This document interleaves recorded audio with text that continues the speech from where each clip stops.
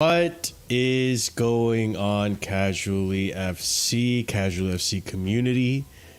I am your host, Marshalldbdx, accompanied by the panel of Real Chris and Oliver Twist. And today we sit here happily saying we're going to do a match review of Chelsea 5.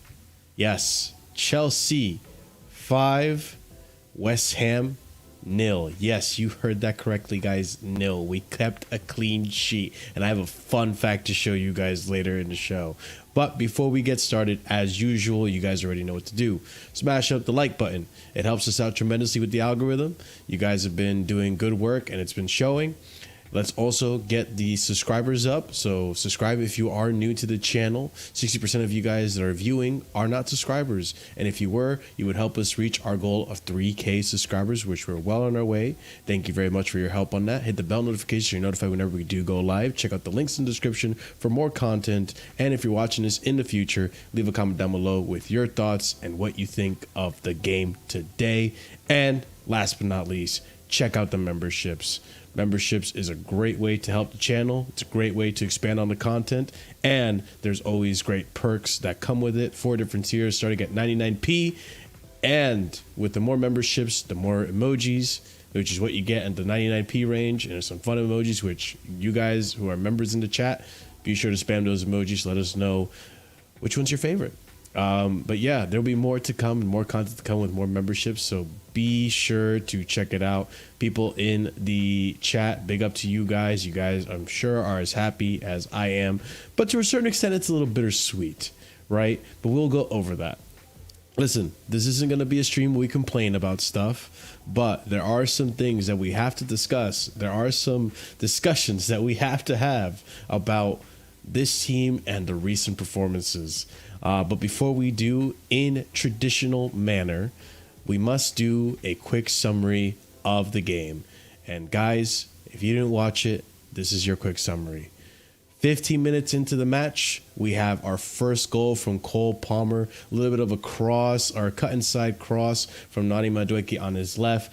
It kind of, deflects off of Nicholas Jackson, finds the ball, then finds itself in front of Cole Palmer, who slots it away, giving us the lead. Cole Palmer doing his traditional cold celebration. I think does that count as a Nicholas Jackson assist? I'm not sure. I haven't looked into it. It is a Jackson assist, by the way. It is a Jackson assist. Yeah. Beautiful. So Jackson gets an assist tally on his GNA. Remember, 35 million euros for this guy, or 35 million pounds, regardless. Yeah. Less than 40, less than Havertz, less than Darwin Núñez. If I speak, I am in trouble. So we continue on. Less than Højlund, but if I speak, I am in trouble. So we continue on. Then the second goal comes in from Conor Gallagher. I think it was a Nani Madueke also deflection. Or Nani tries to shoot it. It bounces off Zuma, I believe. Then finds itself right in front of Gallagher, and in my head I said, Gallagher, shoot it, and he does just that off the volley. Frank Lampard-esque. It was beautiful to see it, and he scores a wonderful goal. We are now 2-0 ahead at 30 minutes, and it's looking like a convincing performance. And us in the Discord, we're saying, please, another goal, because we already know what this Chelsea team are like. We can't capitulate. So we decide another goal. And who hears our call? Nani Madueke hears our call. A nice set piece goal. We haven't seen one of these in a while. A set piece goal. You have Mykhailo Mudra, who is on corners today, and he was on point today with the corners, let me tell you. Because there was a header earlier in the game that Mudryk crossed into the box, found Chalobah, but unfortunately Chalobah just misses the goal. But then we have, big up Andrew, then in another corner, Mudryk crosses it in and finds Silva. Silva places it right for Nani Madueke, and this guy heads it in, slots it in, and we are now ahead 3-0, and it's beautiful. You love to see it. Then I think the 48th minute, so I think this was in stoppage time. I could be wrong, but we have a brilliant goal for no, this is in second half. So yeah, Chalobah gets the ball from the back, and this guy, not a thread of the needle pass, but a wonderful vision that finds Nani Madueke making a run, passes it to him. Brilliant run from Nani. Nani gets in front of goal and does the easy 1-2 tap in with Nicholas Jackson. You can see Nicholas Jackson smiling from ear to ear, as shocked as I am that this guy said, hey, I'm going to pass the ball today. I'm going to pass the ball today. We're going to keep it simple. And now we are 4-0 up. I love to see the team this happy and the chemistry flowing. It was wonderful to watch. And it doesn't even end there, because in the 80th minute, we saw Nicholas Jackson. That actually wasn't the Nicholas Jackson goal I was thinking of, actually. That was the second goal. Okay, so my apologies. That was the 80th minute goal. In the 48th minute, we saw Jackson get... what was the goal? Oh. Caicedo. No, that was the Jackson goal. Because the 80th minute was the one where he was almost offside, right? Yes, that was the Caicedo pass. Okay, yeah. So Caicedo dispossesses... So I was right. Sorry, my apologies, people. So Caicedo dispossesses the West Ham player. I forget which one it was. Doesn't matter, because he makes a run, finds Jackson, just passes it right on time. Jackson goes 1v1 with the keeper and successfully slots it away.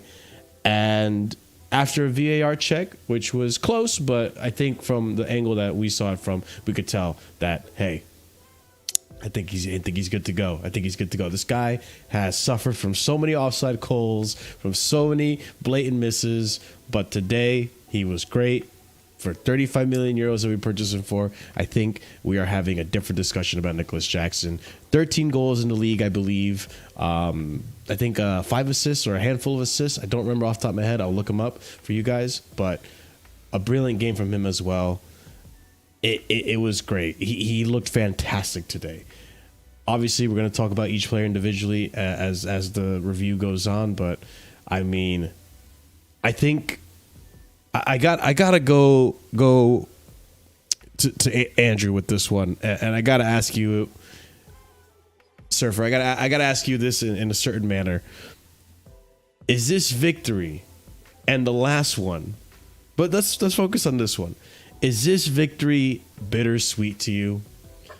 Because I think you, the panel, we understand that what we're seeing on the pitch, this wasn't something that we just saw against Aston Villa in the second half. This wasn't something that we only just saw against Spurs. We're actually familiar with this. So to me, it's a bittersweet. But what about to you? Is it bittersweet to you? It's more across the lines of why couldn't this have been done sooner? Or why did we not do this against Burnley and Sheffield United? Do you know what I mean? It's like, it sums up this season where I say it's like missed opportunities. Because even just with those 2 games, if I got 4 extra points, I'm sitting here talking about 2 points off Spurs. Right? Yeah. And the 2 points off Spurs going, okay, yeah, they've got Burnley and Sheffield United, but, you know, we got Forest, we got Brighton, we got Bournemouth. They've got to play, who else they got to play? They've got City still, right? City, yeah. I'm sitting there going, okay, let's talk about it. Let's talk about all this Spurs side, hyped up and everything like that, and we're coming in. I mean, it's just that. It's just, unfortunately, we're hitting great form, but we're running out of games. Great timing. Great timing. Yeah. We've run out of games. If we had 10 games left, or even like 6 games left, I'd be going, do you know what? Do you know what? Let me dare say it. The way Villa are like, you know, 9 points off with 6 games left, I'd be going, maybe an outside shot of Champions League. That's the whole thing. So you could be having a totally different conversation right now. Shoulda, woulda, couldas. This is my point of everyone going, And I don't want to do an Enzo thing and stuff like that. But when he's moved Kukurella in and stuff like that, it's like, and to the point that he's had to pick this side because of injuries and stuff like that. So there's continuity. But it's all that we've been asking for all season. Just pick a settled side. That's my main problem with him. Even when we didn't have the injuries, he was still making these little changes here and there. It's like, well, why is it taking you so long? You had like once a week games, and it's like that. It's so when I took back, great. When I look at the game in the singular, I go, fantastic performance. When I put it into the old season, I go, man, you know what? What? It and it's when we go into the debate, and the rival fans go, "Yeah, you've got to keep Poch now. He's doing that," and I'm going, "This might be too late." And I'm glad I'm glad it was reported tonight that they went. Or it's coming from the board. They want Europa. They want Europa League football, not Europa Conference, not Europe, not Conference. Europa League football, which means because Newcastle play Manchester United as well before the end of the season and stuff like that, and United play Arsenal as well, and Newcastle play Tottenham as well. I think they do. No, they don't play Tottenham. No, I swear Tottenham have two No. Newcastle plays United. Yeah. Yeah. Never mind. Yeah. There's actually still a chance for top 5 then at this point, because if Tottenham lose 2 games and Chelsea win, there's like a sniff. It's like it's something that people will dismiss, and I think there's a very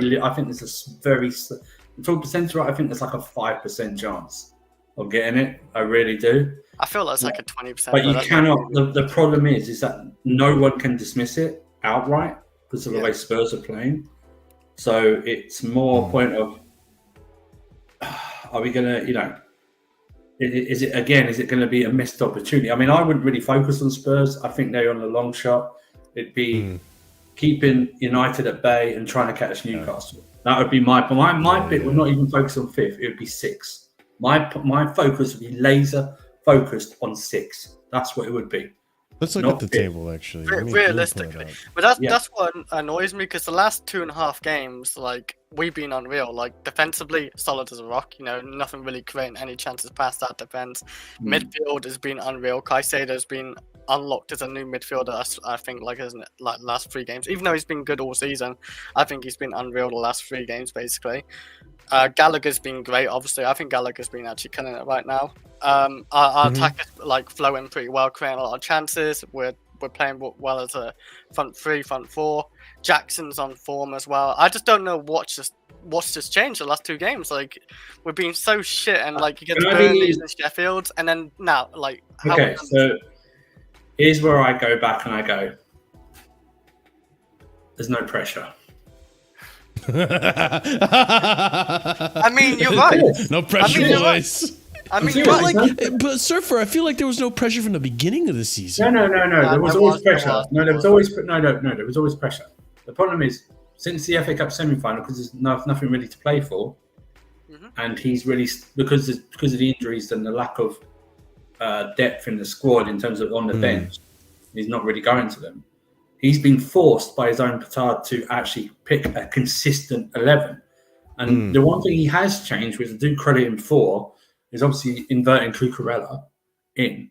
But the other way, he's actually picked more or less the same side for the past few games, which does help. And you get a bit more continuity. Sorry, I'm late, bro. No one was missing you. Yeah, fine, mate. So it was only joking. No, but what I'm saying is that he's stumbled across this. He's been on because he's not propped up any of the youth squad during this time, even with the long-term injuries. His hand has been forced into who he's picked. Little changes here and there, defense and stuff like that. So he's actually and with that Kukurella thing, he stumbled across picking the same players. But the thing he has done is obviously invert Kukurella, which has been obviously a good thing that we've seen. Yeah. The thing about I'll go back to what we originally discussed. Like, we're playing well, but I just think pressure's off. Really, if you think about it, but pressure's up, and we are finishing well.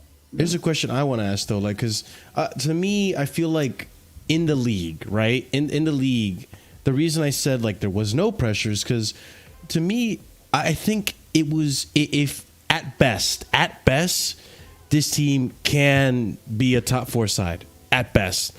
But in the beginning of the season, I kind of reserved my expectations to, you know what, it's the first season with a new manager. It's a young team. I can see us getting 6th place.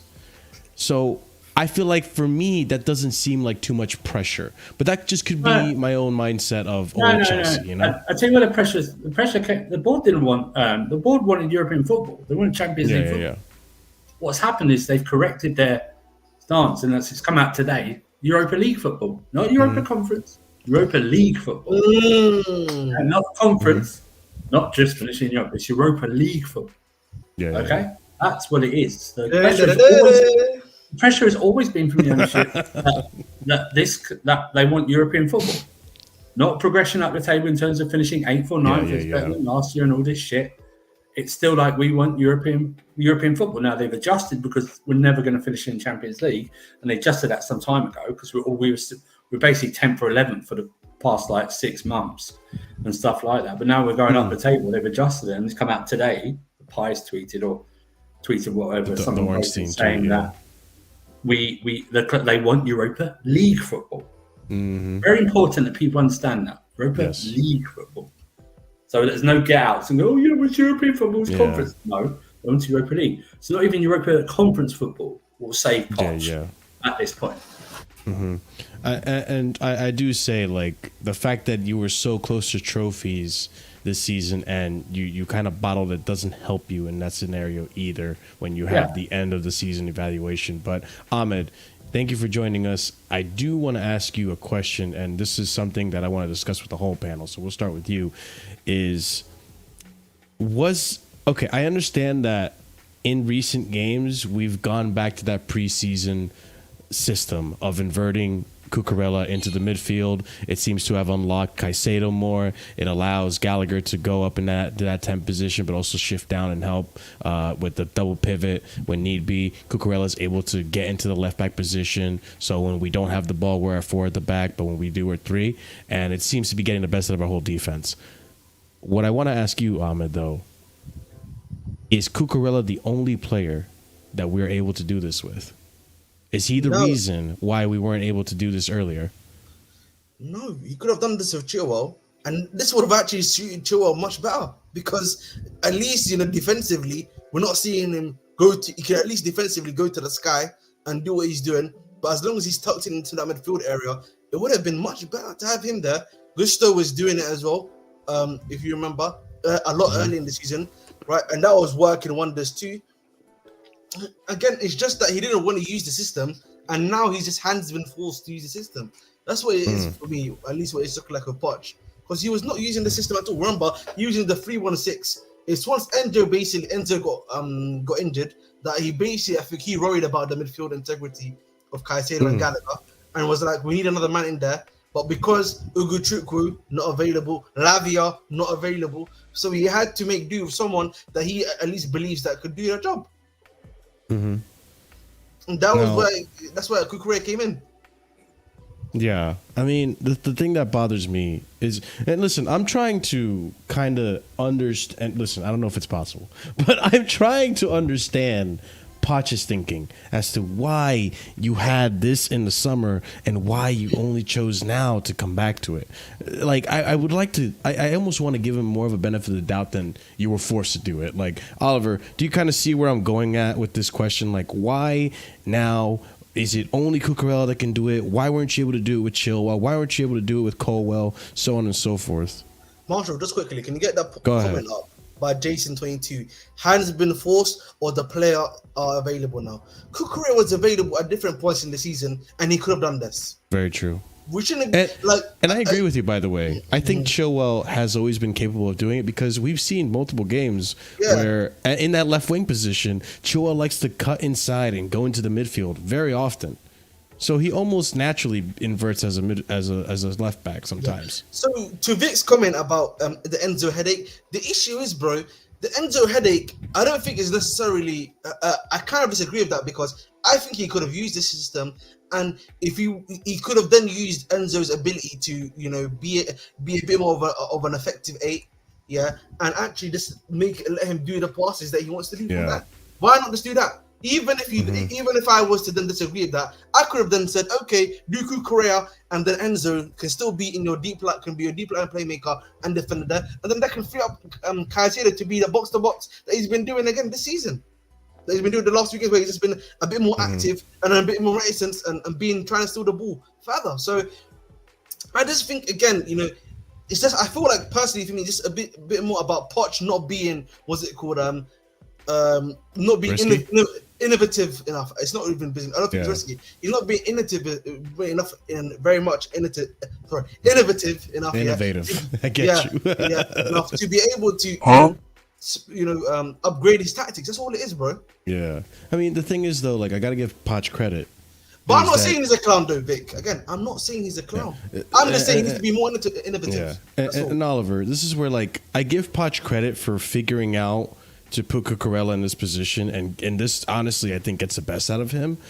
But where I discredit him and where I'm frustrated with him is it took this long, and you could have done it. Like people are gonna mention Enzo, which I'm sure we'll talk about, and feel free to bring it up if you want to, Oliver. But I feel like people are gonna mention that Enzo was the bottleneck on this, and I tend to disagree. But tell me, why do you think? Is Kukurella the only person that can do it? Why do you think it took until this long? Was it forced? Was it? What are your thoughts? Okay, so from left back, I actually do think Kukurella is the only one that can do this. I think it depends how you do it, because the way Kukurella is doing it is you have a double pivot. That's what you start with, Gallagher and Caicedo. Gallagher runs forward and Kukurella basically just plugs the space that's left. And that's what Kukurella is doing. So he's effectively taking the pivot position where you've got to be smart on the ball and not make too many mistakes. I think if you put Chilwell in that same area, it's a disaster. So from left back, I think he's the only person that can do that. From right back, Reece James is a natural for that because of his experience in the midfield at Wigan. So and he's a great player in general as well. So whenever he's able to get fit, preferably next season, you can definitely see that from him if whoever the manager is at the time decides to go with this kind of inverted system. You can have Chilwell maybe invert higher up the pitch because that's what Tuchel was doing. He would have him make underlapping runs on the inside of the winger, and he'd get into central areas to shoot the ball. But in terms of plugging a role in the double pivot, I think that would be a disaster. But on Enzo, Ahmed is spot on. You literally don't have to change a single thing about the way Enzo has been playing under Poch, whether you like the way he's been playing or not, whether you like the box-to-box thing or not. You don't have to change a thing because, like I said, the way Poch is playing, he has a double pivot and one of them runs forward. And what he wasn't doing before, and this is what Ahmed was saying about the 3-1-6, Kukurella wouldn't have inverted, he would have ran forward and overlapped. And that's where the front five becomes a 6. You put Kukurella in the middle and then Caicedo isn't on an island. And Enzo can be forward without being a liability on transition. So it is really bittersweet. I've been bringing this up ever since the Villa half-time. And I know Kukurella was injured for a lot of the season, but there definitely were points where this could have been done. And even if you want to bring up Colwill, maybe not as an inverted fullback into midfield, but you could have him tuck in as a left centre-back in a back three. You don't have to make him bomb on like he's Marcus Alonso, because that's what we were trying to do earlier. So, yeah, it is definitely bittersweet. Yeah, I mean, Chris, just to get you in this conversation as well, I think one thing that's kind of been overlooked is the fact that thanks to this change, we now have the following tweet to share. And I can't believe it took until game week 34, right? Game week 34 or 35, 35 May, 35. to really bring this up and say this. But Chelsea are aiming to keep consecutive top 5 clean sheets for the first time since February 2023. So since February of last year, we have finally kept two clean sheets in a row. That's what we mentioned in Discord. I was thinking this is the first time we kept 2 clean sheets in a row. We was like thinking we ain't seen this in ever this season. So I think it's the system of the defense, like you guys saying, like Kukurella inverting into the midfield, a right back stays back because we ain't got an actual right back, so it suits a back three pretty well. There's what I mean you could have done with I was gonna say Colwell, for example. Say Colwell's playing left back, he could be the one just sitting back, and Gusto could be the one actually like making overlapping runs and stuff like that. That could have been done like that, not overlapping runs, inverting runs maybe into the midfield. While Caicedo could have bumped forward and Enzo could have sat deep, because I believe that's how our midfield should run. Enzo deep and Caicedo actually box to box. Caicedo is just a better box to box midfielder to me over Enzo. But we have to bear in mind, sorry, Chris, that they did hit the bar 3 times today. Yeah. Obviously, luck was on our side. Yeah, I think it was 3 times. Oh, really? Wow. Yeah, they hit the bar 3 times. Yeah, twice in the once from the corner, once from a Petrovic mistake, and then in the second half, a deflected. Oh yeah, because Bowen, Petrovic couldn't punch it well. Yeah, like you said, Petrovic punched it quite badly. I will say. Yeah, he sort of dropped it. Yeah, so I don't know what I still will say our defense was. It was a poor punch. Yeah, and that's what I mean. It's a mistake from that, but I thought like our defense was still solid. Yeah, I think there's a one chance. There's no like actually. That defender should have done better. You know, like Kukurella should have done better there. Or It was more of a. It was more of single. Like I say, one from a set piece. I think they had moments. It's a little Achilles heel. Once from a set piece from Achilles heel. Once from a keeper mistake, and once was just from a normal attack, and it was just a deflected shot. I don't know if it would have gone in anyway, but it was. It was one of those. Yeah, but apart from that, we weren't really bombarded. And I've got to say, I was really. Because I don't think I was on Thursday after the thing, so I was really expecting more of the game from West Ham than Spurs, because I just always expect to slap Spurs at the bridge. To me, we just own them. I keep telling people in group chats, like the week before, like week leading up to, Spurs are really going to do something. I was like, what? You hear that, Jacob? 34 years in all comps. Hold that, Jacob. Where every time. Yeah, I was expecting because. West Ham, they seem to be like treading They more. beat us 3-1 in the first. Yeah, and also they just recently drew with Liverpool 2-2. Yep. So it's but I think Spurs put up a better. Well, actually, both were shit.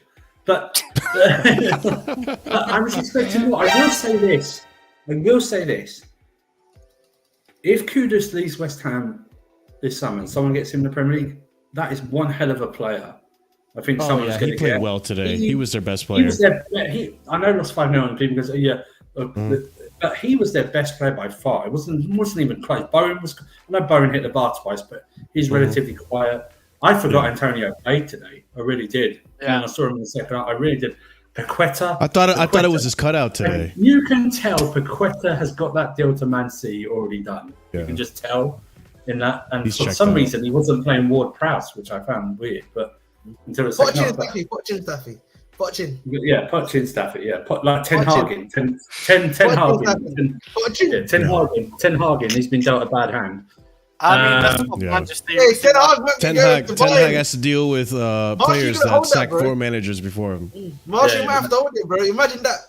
Bro, stop glazing for Staffy, bro. No, chill. You're on Casually FC, man. What's going on with you? Imagine if Nkunku leaves. No. I have to. All right. I'll let you land. Let me see what you're gonna say. I'm quite like them.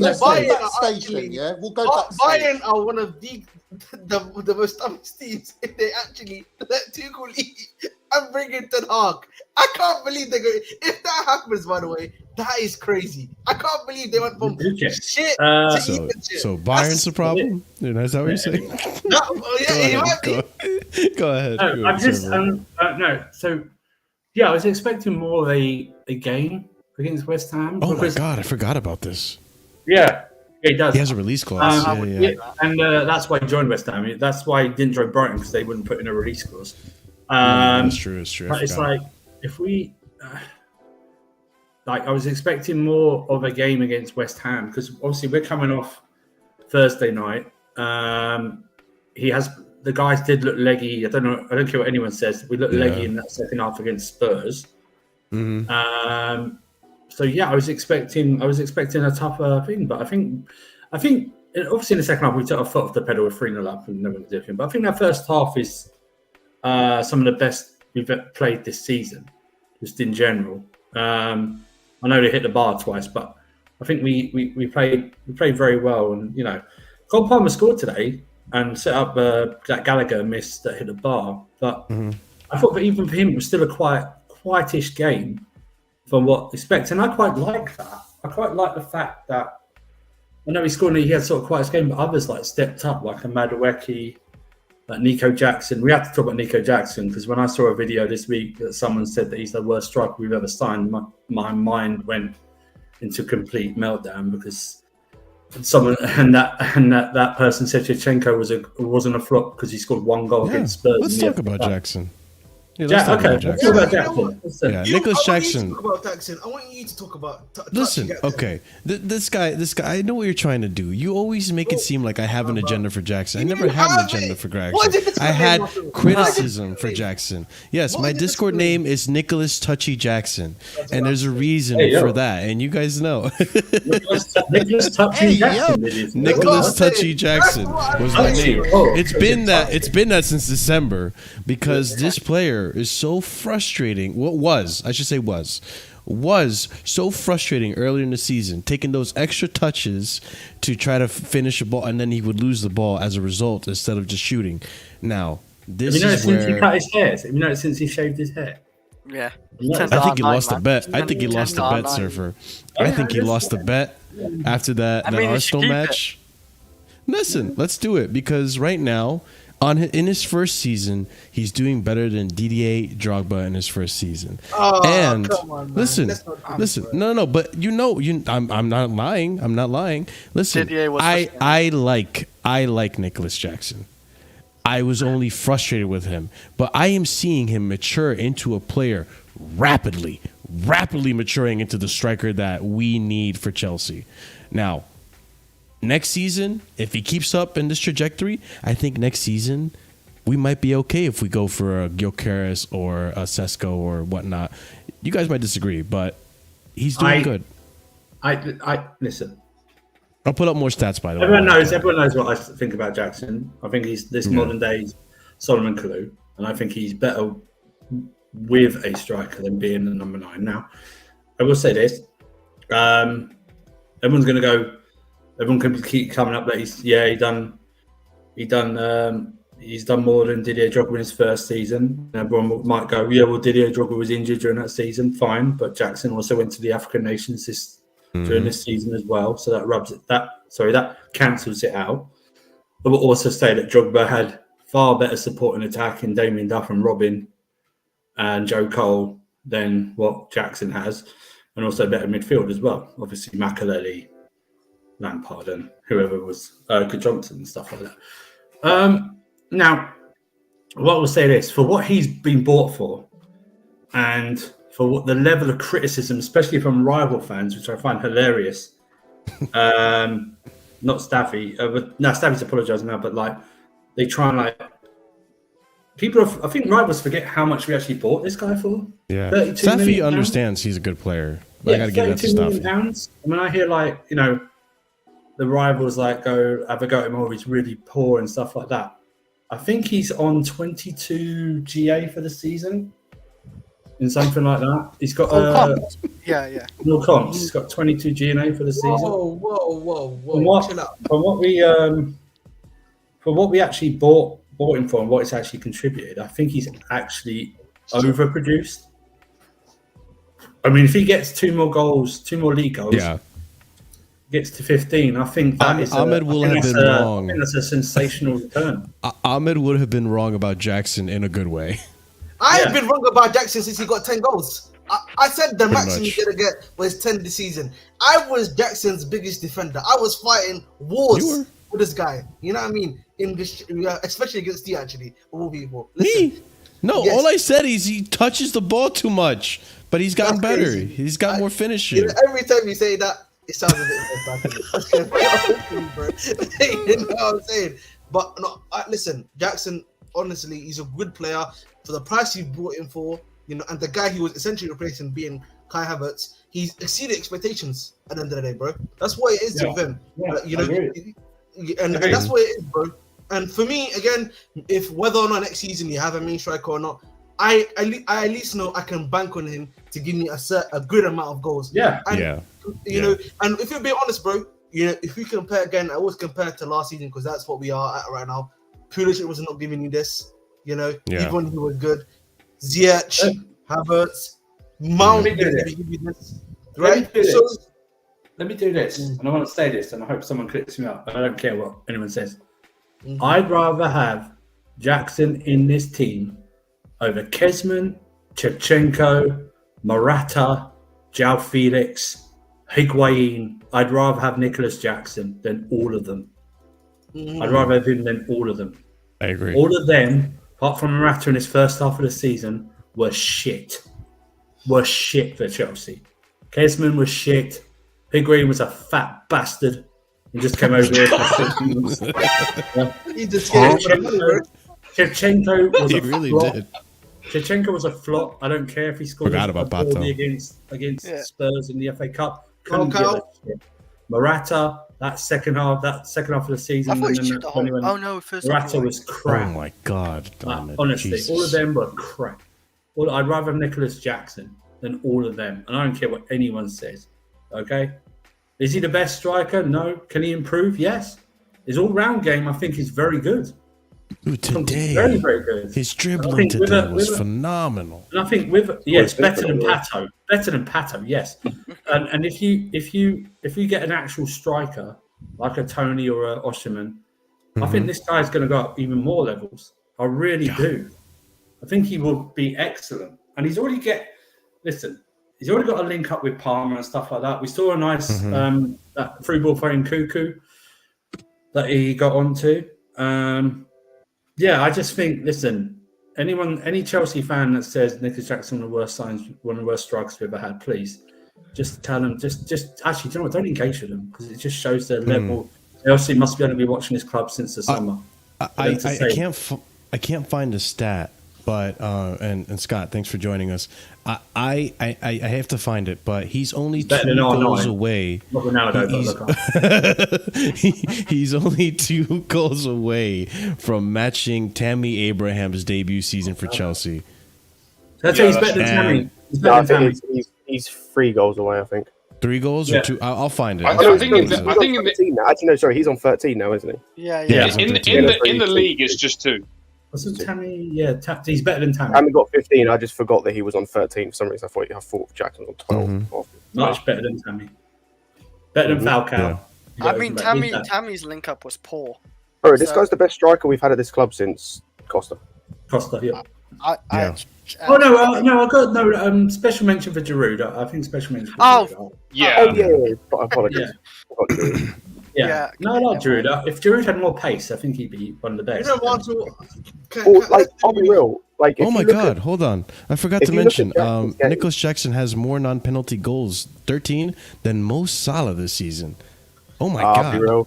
I'll be so honest. The non-penalty goals thing, I could care less for because it's like goals. I want to do a better view, Marshall. I want to do a little cheeky better view. Yeah. Well, 2 games left in the season. We're doing it. It's interesting. I'm gonna make it interesting. If Jackson scored 15 goals, you need to actually sing the song, on live Casually FC. Well, yeah. He's not allowed to. He's copyright or something. No. He can sing it. He doesn't need to actually listen to. I'm sorry, Nicholas. Right, okay. I think I got it. Well, Fine. We'll see. He can choose the forfeit of his own choice. Here's the thing. For you, if you lose, if he doesn't, and Ahmed, you have to appear on screen, but you can't say anything. That's fine. At all. I'll handle it. I'll come up with a better forfeit for him. You have to, he has to stay on camera. And we can obviously know what we can big up. We know what Ahmed's hates are and stuff like that when it comes to players. So let's do the roast of Ahmed. Yeah, we'll do that. Yeah. The roast of Ahmed. We can have a stream dedicated to propping Raheem Sterling. Yeah, And, I was thinking it's gonna something be along the lines of Raheem Sterling. Yeah, so hey, Oh my god! How much bro. well, I'll come up with a proper forfeit in the stream. Maybe by the end of the stream, I'll come up with a good forfeit for him. But it has to do with Raheem Sterling. No, he was. Shall I tell you, listen, so I tell you why he's better than Remy. Remy was there was a weird thing with Remy. I'll tell you what happened with Remy. Every time Costa got suspended or injured, Remy then got injured the next game. It was a weird thing. And Demba Ba scored a couple of important goals, but he wasn't given a run. So yeah, he's better than both of them for me. I mean, Demba Ba is a good shot because I like Demba Ba, but like Yeah, but the problem with Demba is that he just wasn't used that much under Mourinho and stuff like that. And also, listen, I respect Remy, but the problem with Remy, like I said, every time you thought that Costa was out injured or out for like 3 game suspension, Remy stepped up and he literally won Champions League game when Costa was out injured. He scored and he injured himself scoring. Mhm. That's what Remy did, and then he was out. It was very weird. And that's the season Drogba came back, the 14-15 season. And actually Drogba was used more than Remy, even when Remy was fit. So that's what happened on that one. So Torres at Chelsea. Yeah, fine. I didn't say that's why I didn't mention Torres. Torres fine. I have no problem. At the moment though, if Jackson continues like he has been now and into next season, he will pass Torres. Yeah, I just saw the price. Torres was 30 million pounds. 30 million pounds for Nicholas Jackson. Yeah. Torres, insane. Yeah. A lot of strikers are worth like over 50 million. Eto's a difficult one. Eto's a difficult one. There's one season.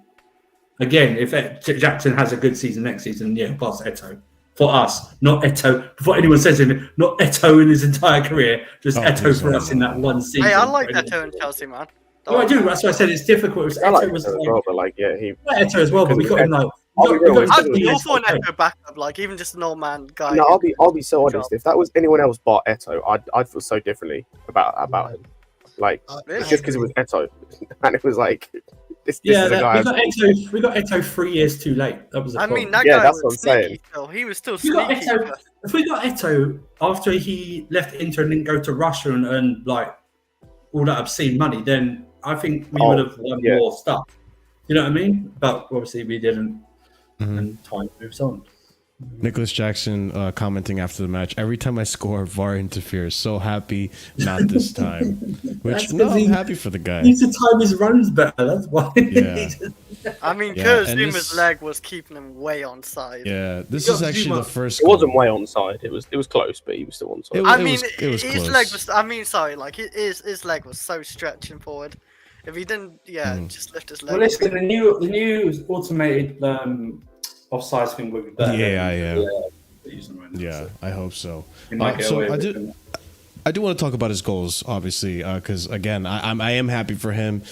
He's doing well, and I'm starting to see him become the good striker. Because if this was Jackson early in the season with this pass, he takes an extra touch to try to dribble past his keeper, which is my criticism of him all the time. But now he's being more clinical. He's finally, striking the ball and finishing. The finishing's improving, and I'm so happy because I like him all around. The other aspects of the game I've always liked, but it was the finishing that always frustrated me. But this pass from Chalobah from all the way in the back three was brilliant to see him, and then Nani. Again, this is also that makes me happy is that Madueke is not being selfish here. He already picked up his head. Just say it. Didn't pull a Sturridge. Just say it. Didn't pull a Sturridge. Didn't pull a Raheem. Sorry, Sterling. Sorry, that's what Sturridge in the chat. Sorry. Didn't pull a Raheem. Yeah. And he passes it, and an easy one for Jackson. I've got something for you, Marshall. Just bear with me for a moment, please. I'm gonna send you a link. And then I'll give you 2 moments. Sorry. Yeah, you do your thing, man. But yeah, brilliant goal. And then I do want to show off the second one as well, which is right here. This is the one we all thought he was offside. Brilliant from Caicedo to dispossess the attacker or the West Ham attacker, and finding Jackson and just slots it away.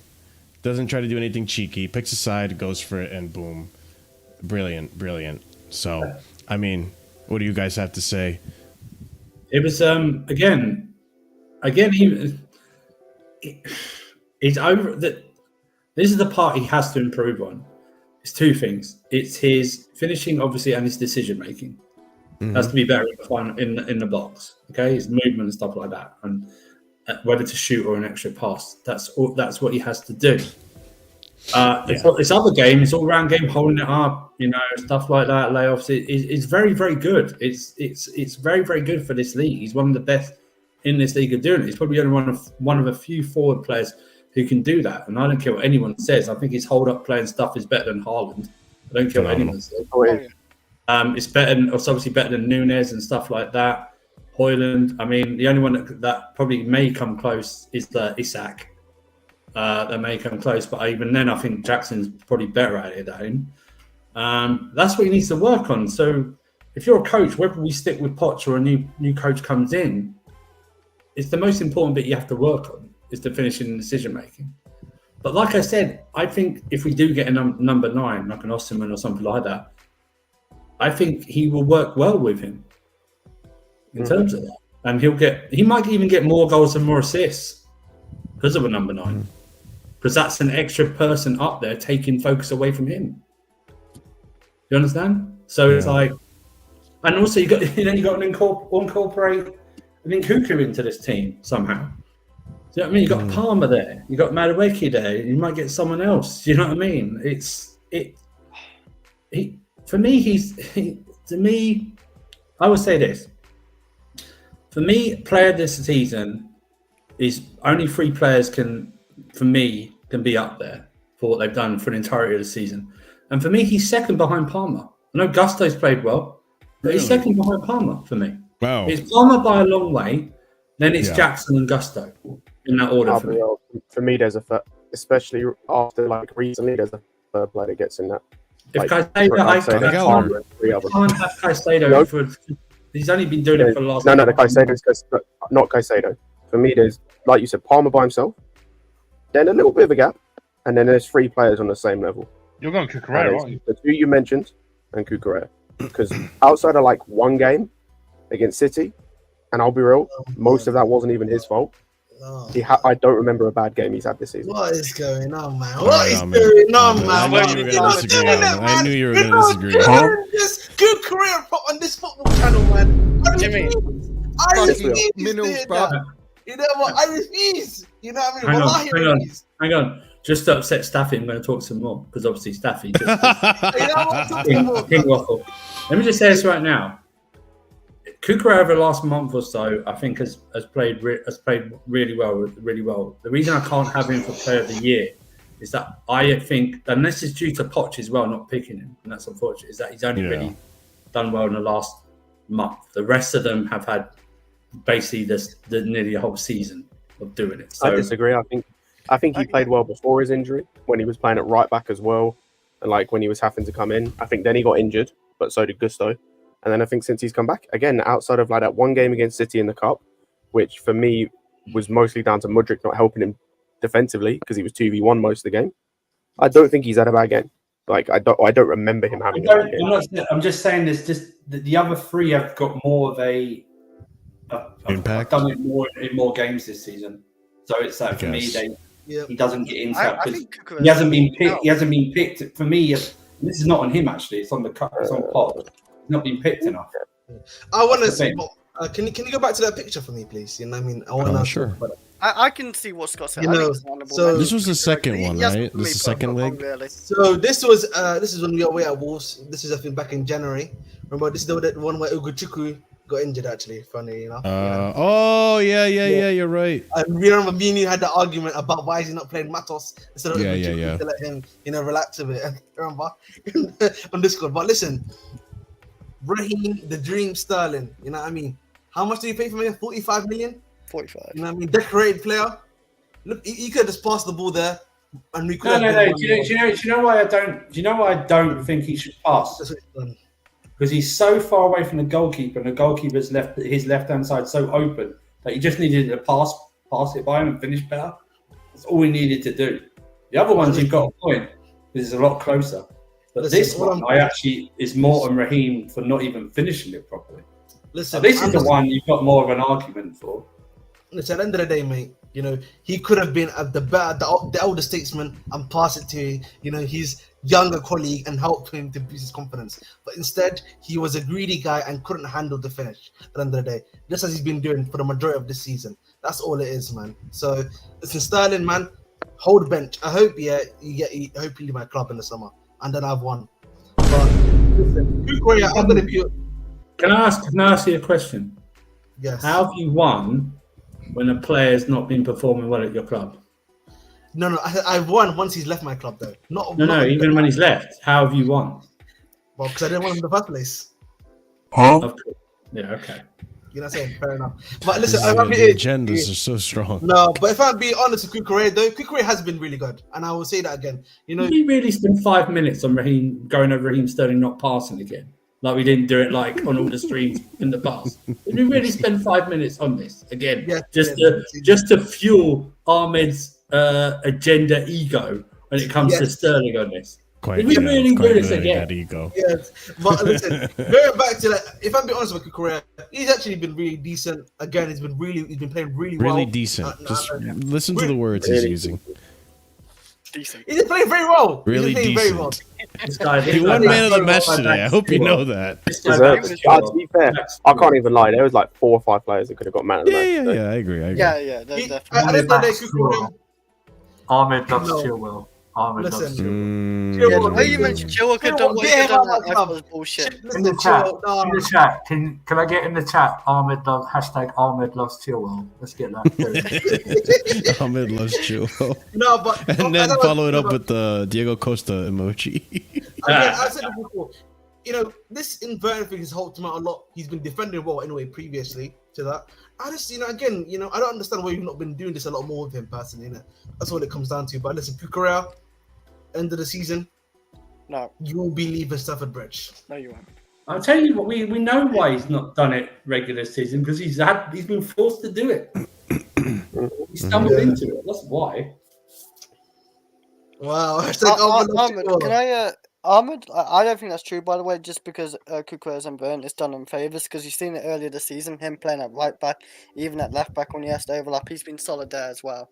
I think Kukurella's Doesn't matter, solid. man. If they don't like him, he's gone, bro. If they don't like him, He's then that's a solid mistake. left back where you If- would if he need. leaves- If if he we leaves sell him, the we're football club- stupid. We are If stupid. he leaves his football club before Chilwell, that's a disgrace. I'm pissed. I can see that happening. Unironically, I can see a universe of that happens. And you have been enjoying it. You sicko. Why, man? Why you calling me a sick fuck, bro?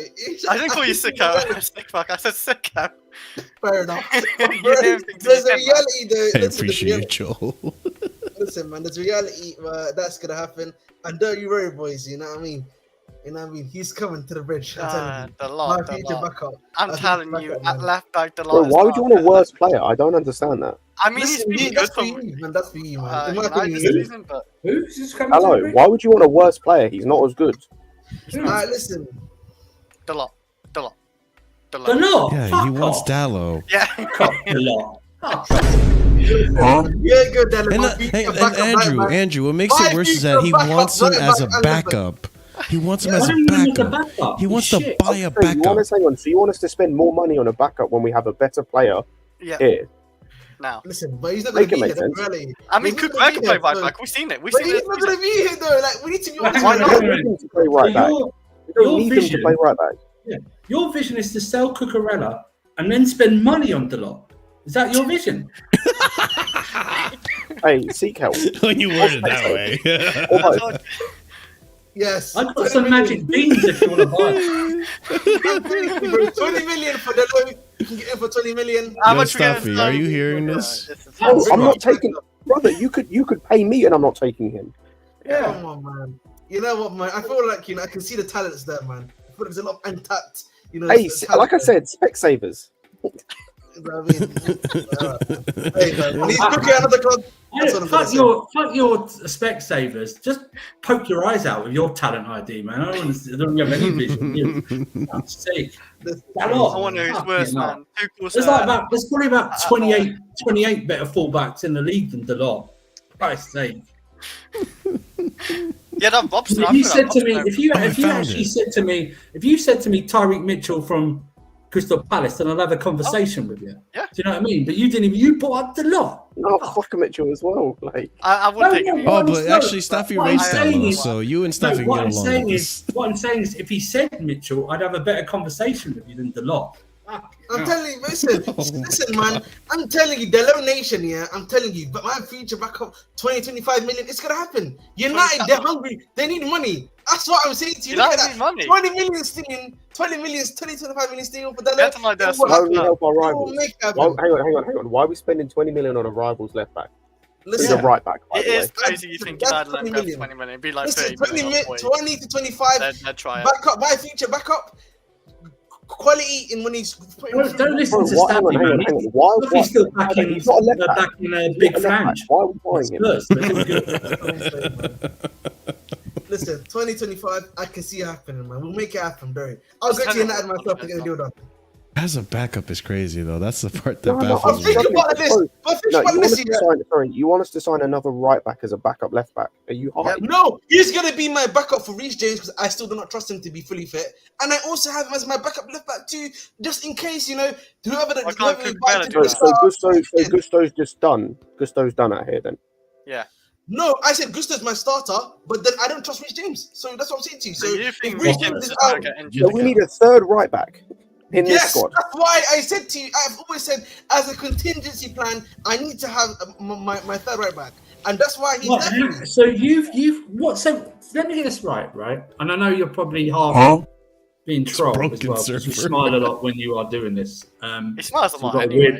He does mean this though. He does want So you have I don't know why I'm even talking like this a real conversation. I'll play along. So you've looked at all right backs in every league in every world as a backup, and your solution out of everyone is Delay. It's not the same actually. There's another guy currently at Burnley, another quality, future prospect right back that they've got. What's his name? Rennes, Assignon. You know what I mean? Oh, hang on. Is that the guy? What did you call me? Isn't that the guy? Hang on, isn't that the guy? Can I ask the question? Isn't that the guy who gave away the penalty against us?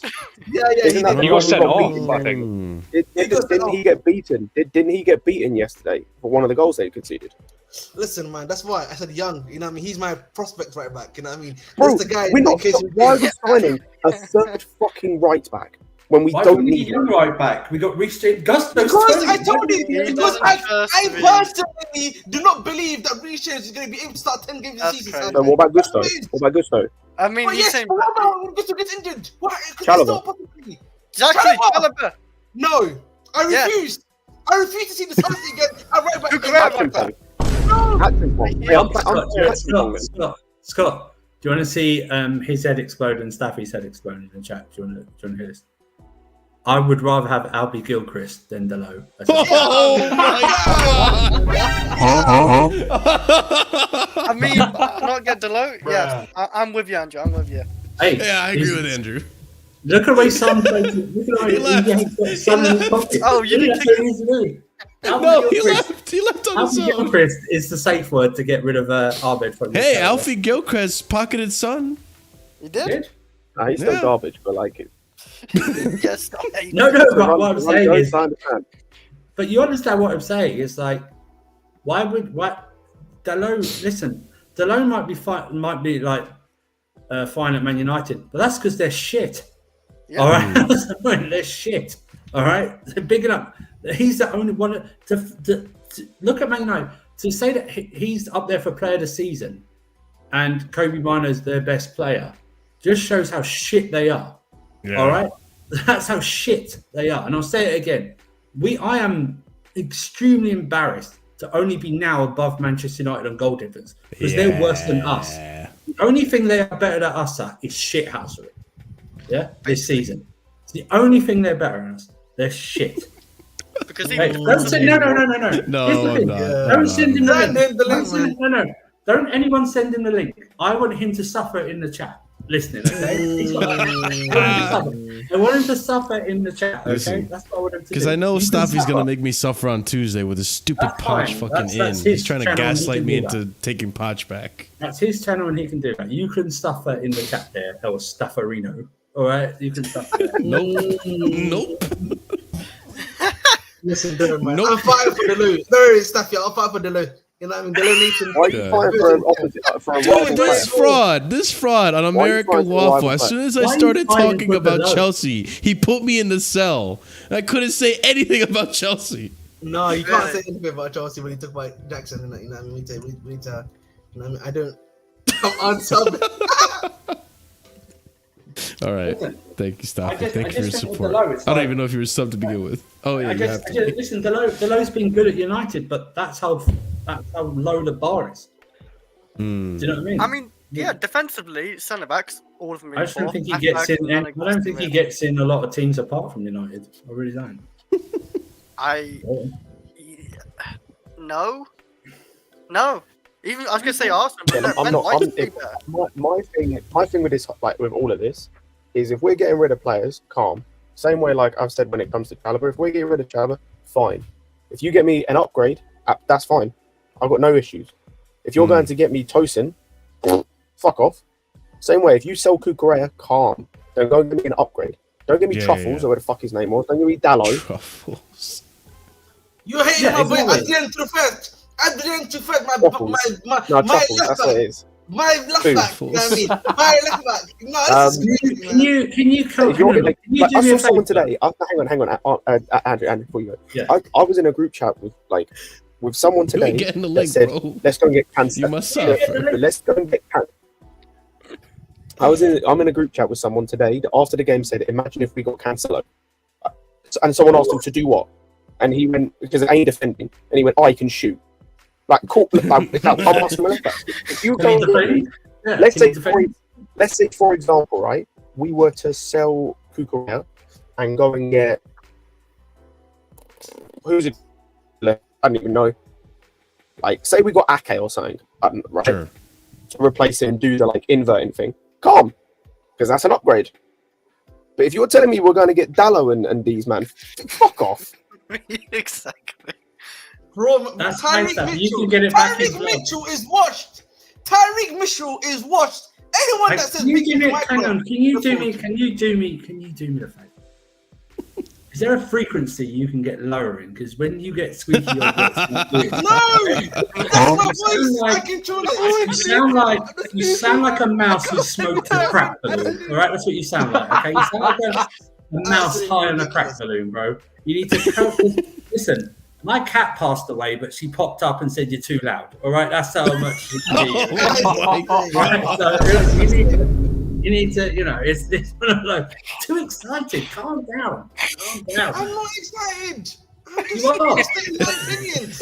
You are because I think they use your voice to communicate with dolphins underwater. That's what's happening at this moment. Oh, that's just my voice, isn't it? That's just my voice. I don't know what I can't change my voice. I want you to calm down. This can I just say? I don't mind you getting excited about a topic, but not the low. Tyreek Mitchell. I don't understand it. I don't understand how you got excited over the low. This man said your voice is a super sonar. Yeah, that's sonar, bro. Voice persona is not that low. Good Lord. Voice persona has to be low. It doesn't have to be this low. It has to be a low. I turned the volume down on my laptop. That's what I've done, man. Oh, fuck I don't mind you getting excited, just not about Delo. Hey, yo, pause, no Diddy. When you're on clips. But, it's just one of those. Yeah, that's what I'm saying. But not You're on a the little fact of enthusiastic finding about Delo, that, though. even if it's you're half being trolled and trying to push it as far as you can. Much of this, trying to make our heads explode. But listen, don't get over what you... Thing is, you've gone full Stockholm syndrome on your own trolling. That's the problem right now. You know that. You are defending Delo, even though you're trying to be a troll about it. Yeah. You've actually succumbed to your own trolling. You don't understand this. You've actually it's actually flipped on you. You've trolled yourself. You've literally trolled yourself on the stream. That's what you've done right now. You've trolled yourself. You've gone so far down in the rabbit hole. You're now defending Delay when you didn't mean to because you were trying to get us confused right now. And shout over Delay, and you're defending him because we don't want him. This is amazing. Shit. This is a psychological. Has anyone got this stream and use it? If you're doing like trying to be a psychiatrist or something like that, they can use this and picturing you. You self-imploded through your own trolling that you're defending to know you didn't mean to because we didn't react the way you wanted to as much. It's weird. I do have to say, I bringing it back to the game, right? Let's get out of Delo, right? Yeah, we did play today. 25 minutes on fucking Delo. That's what happened. That's a Casually Chelsea. That's a Casually FC channel for you, bro. This is a really good question posed. A good option up front. This is a really good question posed by JC, which I asked last week, but I did want to bring it up again. Marshall, question for you, for your panelists. Ben Jacobs on stream said that CFC still want to sell Gallagher and Chalobah despite good form. Do your panelists see it as a good decision? I'll be honest with you. Gallagher, yes. Chalobah, no. I knew you were going to say Gallagher. Gallagher, no. Chalobah, yes. Because I'm spitting. Gallagher, no. Gallagher needs to leave. Gallagher needs to leave and Chalobah needs to stay. That's how it is. I mean, I agree on Chalobah, but like Gallagher isn't a bad backup. By the way, if we can get 45 million, 50 million, I'd sell him, by the way. I'm not even like I'm with Danish, to be honest. For a very good reason, by the way. What? No, he needs to leave for one very good reason. He's got a year left on his. What? Well, yeah, but if year left on the contract. But if we're not going to sign him, what do we sign him? We're not offering him a contract. We're not offering him deals because he doesn't want what we're offering, and we don't want to offer what he wants. So therefore, leave. Do you think? I don't think he's doesn't matter how the like, contract how though. we That's do the it. thing. I mean, yes, if he's not signing a contract, No, we did, and he said no. So we said cool. But say I they don't know. do settle down on a deal, like 2-3 years and 100k a week, maybe. They won't sign. They won't do that. He for him to sign, he's going to have to sign a minimum of a 6-year contract. You reckon? Yeah. Yeah. Look at the contracts they've given out. Look at the I contracts know on normal, like, even if the plan is to sell him eventually, they'll do the same thing. Like, because look what they did with Chalobah, right? Even though they want to sell Chalobah, they signed him to a 6-year deal. Yeah. So, like, the only guy the only young guy they haven't signed to a long-term deal is Gilchrist, and that's probably because he's going to get sold in like a year. To be completely honest, like outside of him, everyone else that they signed to a new deal, even with Mount, they tried to lock him down for 5-6 years, and he wanted max. Here's what I think is going on. Oh, go ahead. Your mic keeps cutting out for some reason, Scott. But yeah, go ahead. I'll jump back in. Okay, I think with me, because there's been like mixed. Hey man, move me to the. I'm not the middle guy, right? Move me to. Okay, fair enough. Right. I think because there's been a mix of news reports on this. Some saying that he was offered a contract that he doesn't want. Others saying that he's never been offered a contract. So we're back in this Mount situation, which is he said, she said. It's really weird. But I think for me, it's going to depend on Poch. I think if Poch gets next season, I have a hard time, and maybe it's recency bias for me with Chalobah specifically, but I have a hard time getting rid of both of them now. I genuinely think, like, putting our biases aside, I think Gallagher has improved this season, and I think he has been good overall.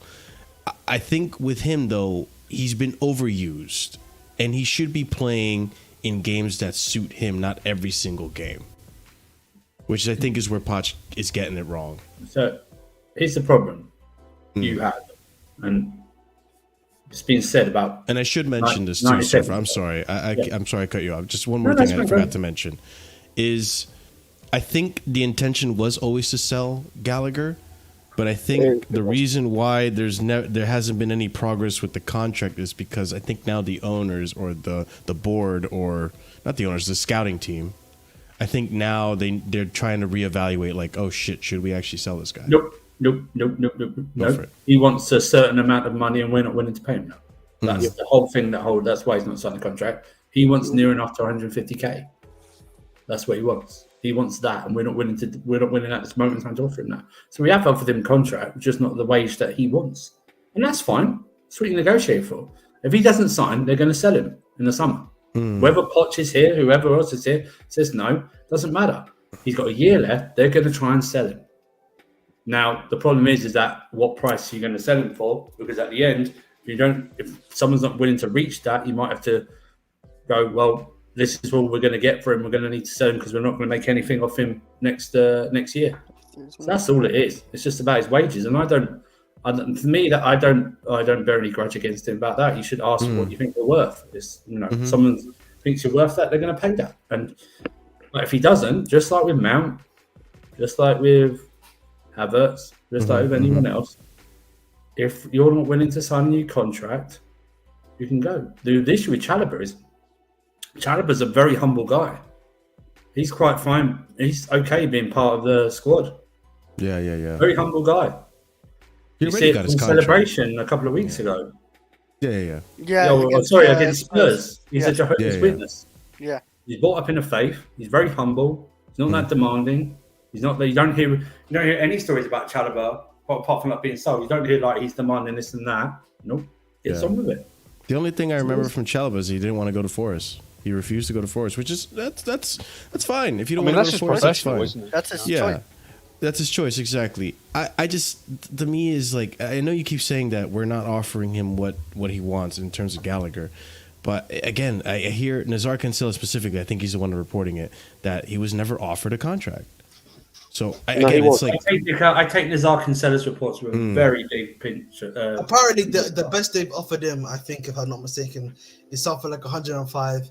And he's asking for somewhere around about, I think he's either 150 or 115 he's asking for per week. It's something in around that range at the end of the day.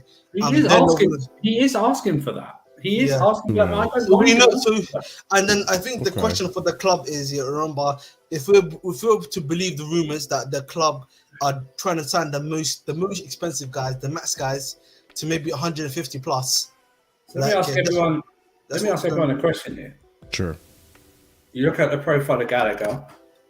Is that profile one in world football that you cannot get? No, it's not. Yeah. Is it something where I take Gallagher out, I'm not going to be able to find that type of player? You could spend £5 million and get the same type of player. And I know that from West Ham sold a guy that does the same thing for 4 million. Here's an idea. What if, and I say if, because obviously now if, Lavia overcomes his injuries and gets fit, what can he not do that Gallagher can? Or vice versa? What about even in Nkunku? What about Carl? Is Gallagher? Because I was going to say what's Gallagher's position going forward then? Is it number 6? Is it number 10? Nope. Because if it's like you said, he doesn't get in ahead of Enzo, or he should be getting ahead of Enzo, like I say, when they're fit.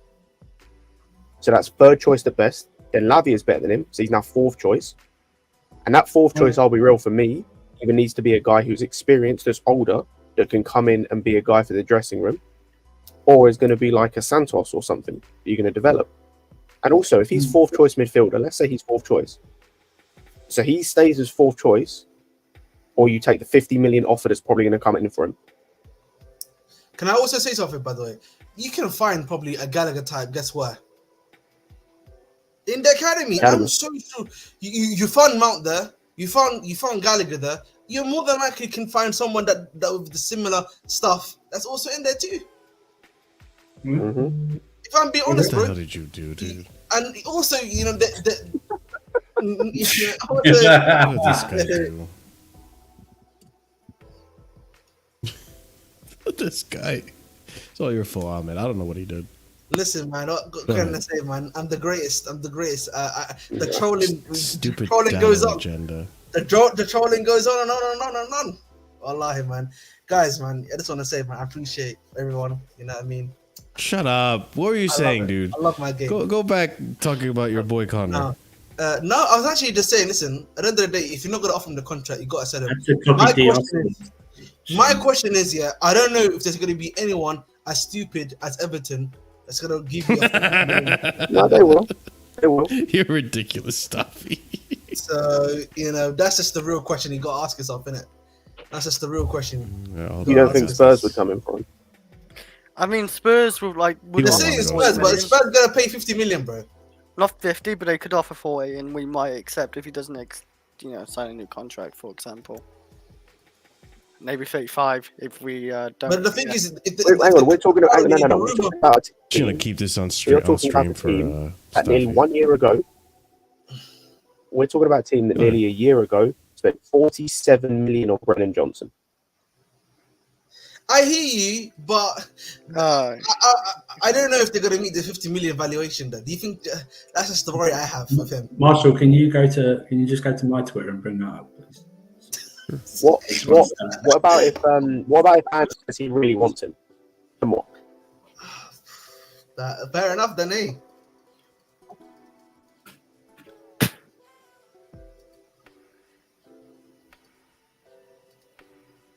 Yeah, like Gallagher can leave, or Gallagher can leave, or as I said, he still needs to sign the contract.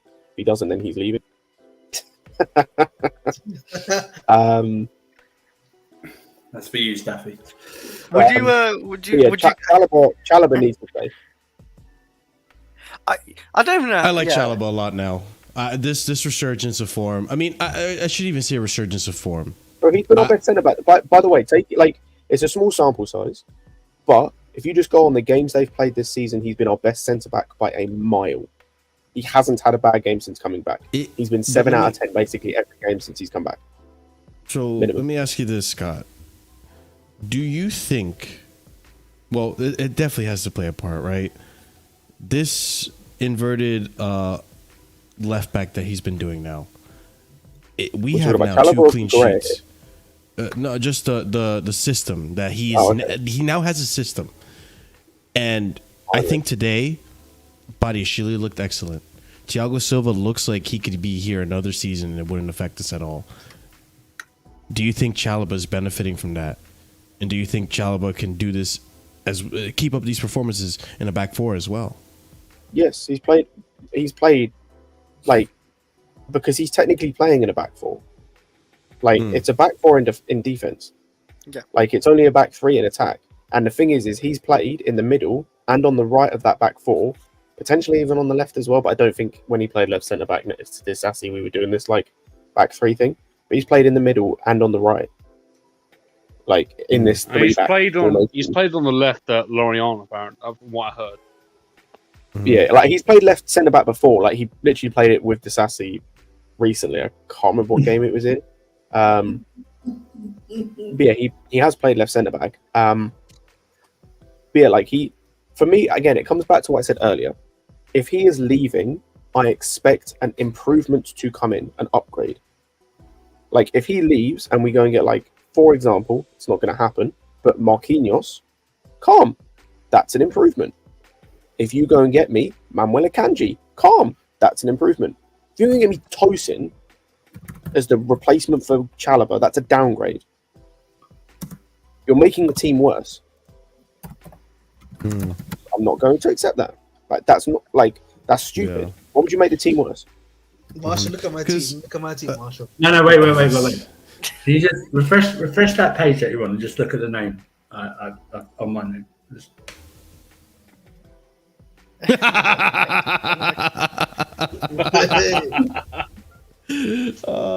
I mean, listen, I keep telling Staffy this, man.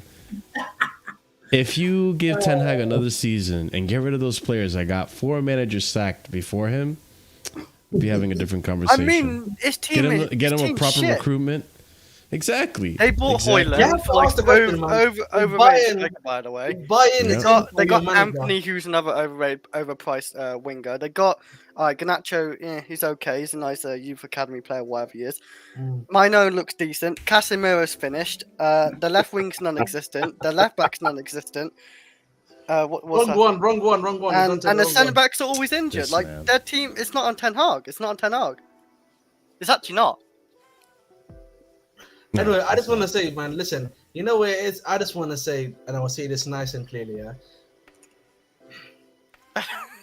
If I don't know. Bayern Munich, I don't know Bayern how to Munich. I got lost in that. If Bayern Munich, yeah, if Bayern Munchen want your manager, that's all I have to say, man.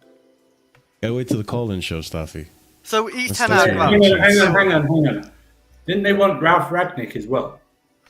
Oh, As a does it? manager? Mm-hmm. A guy who's not really known for being that good of a manager, but really like above the manager, sort of thing, right? Yeah. I'm just saying. Yeah. I don't know why I just don't know why they just don't rehire Hansi Flick. Oh, okay. Yeah, no. I think we might have the answer that I was asking before. What? Why would we send you the link, first of all, right? We're not dissing you or anything like that, yeah? I don't know why you're so angry. Why don't you want to allow or something? Why would you want a link? I don't understand this. I don't know why. What have we done? I don't know. We just said, So, wait, he obviously says Pochettino the reason why Chelsea's suffering. We should be ahead of this Man United team. This Man United team's dead. We are currently Dead. Currently, finally. So Vince has a quote here that I think is going to be really interesting. Pochettino explains why it took time to use Kukurella as inverted left back and change tactics. That's a actually good question. Thank you, Mr. Journalist, that asked him that. To evolve tactically, you first of all need to fix problems. You can't evolve tactically if you are not competitive, if you don't have the legs to move or be aggressive. You always need to build the house step by step. I think now we are in a moment where the team have realized that to compete is different from to play football. They had to understand how we need to compete in the Premier League. Obviously, for a young team, you need to set and apply the principles. After that, we have the capacity and the experience to evolve in different ways in the game because we have already learned a lot about how to compete, and you can see now a different situation. Waffle. That was the. I was gonna say. Thank you for saying Inverted that. shot Enzo as well.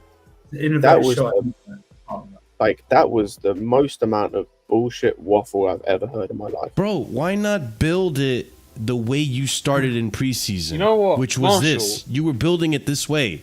Marshall, the problem is we don't even see the same, like, he talks there about setting and applying principles.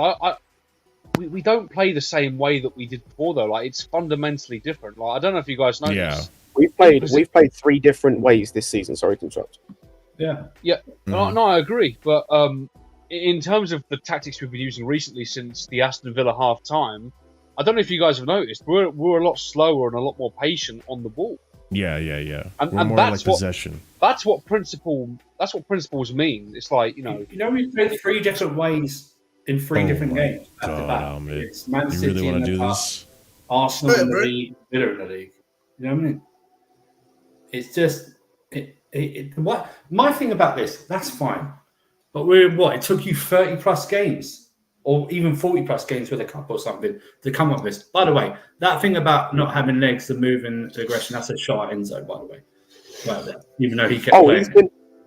Like after the last game as well, my manager's taking shots at Enzo for no reason. I said it before. If I'm Enzo, even though he kept playing him, he kept playing him all the time. If I'm Enzo, and this guy's still in charge when I come back from Copa America, and by the way, if he comes back after winning Copa America as well, like I'm legit. If I see him when I come back, I'm legit telling the club either he leaves or I leave. Staffy, you've undone yourself there by claiming that. You really haven't done yourself there by saying Ahmed is the only non-gender person. I'll show you why. I'll show you why I'm gonna show you why. Because this guy literally, you're so proud of this. You really want me to show this, as if it does you any favors. But sure, I'll do it for you, Ahmed. This is Dallo. This does not do you favors. As a backup, it doesn't mean so much. It's terrible. Bro, that's a whole bunch of grey. Okay. If he's my backup, bro, my future backup, 25 million deal. Has way better now, and he's a good. Why try his backup when he's shit? I don't understand this. Do you really this is your backup? This is your backup for your argument. Yes. But he wants to get rid of this. He wants to get rid of this. This is Marco Kukurella. That's what he wants to get rid of. Ahmed, he wants to get rid of this. Ahmed, you would have been better secretly sending Staffy the link to back you up on Dallo than actually what you've just produced right here. Do you know that, right? Yeah, I just seen. you done him dirty. This is literally what you've just done. This is for older people. What you've just done is literally show me the final episode of Sopranos when it fades to black. That's what you've just done. Dallo? Yeah. What you just done means nothing. It's grey, bro. Dallo? Grey. That's so... Kukurella. No, What are you doing, bro? Why? Why'd you do this? Why'd you do this? Listen, man. We got a case on us. You know what I mean? Dallo? Dallo. Look, down here, right? You see? No, Ahmed. Kukurella, what are we doing? I'm being so honest. You ain't got the type of case you think you've got, bro. You'd be locked up. Oh my days, bro. I'm locked up, man. Really? What happened You to would you? be. I'm getting asked to listen.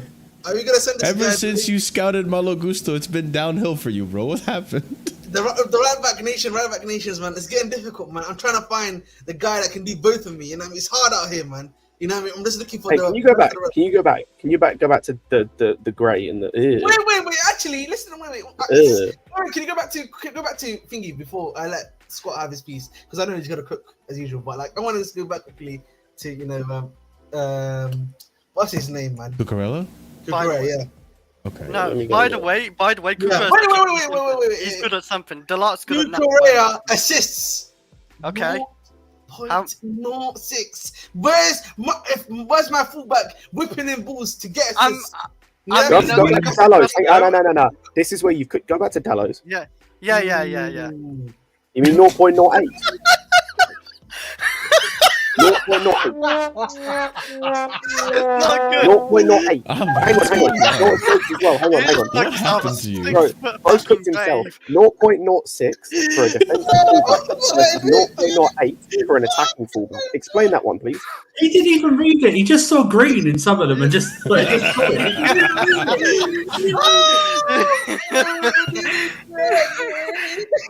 That's what I mean. Delart's not really good at anything.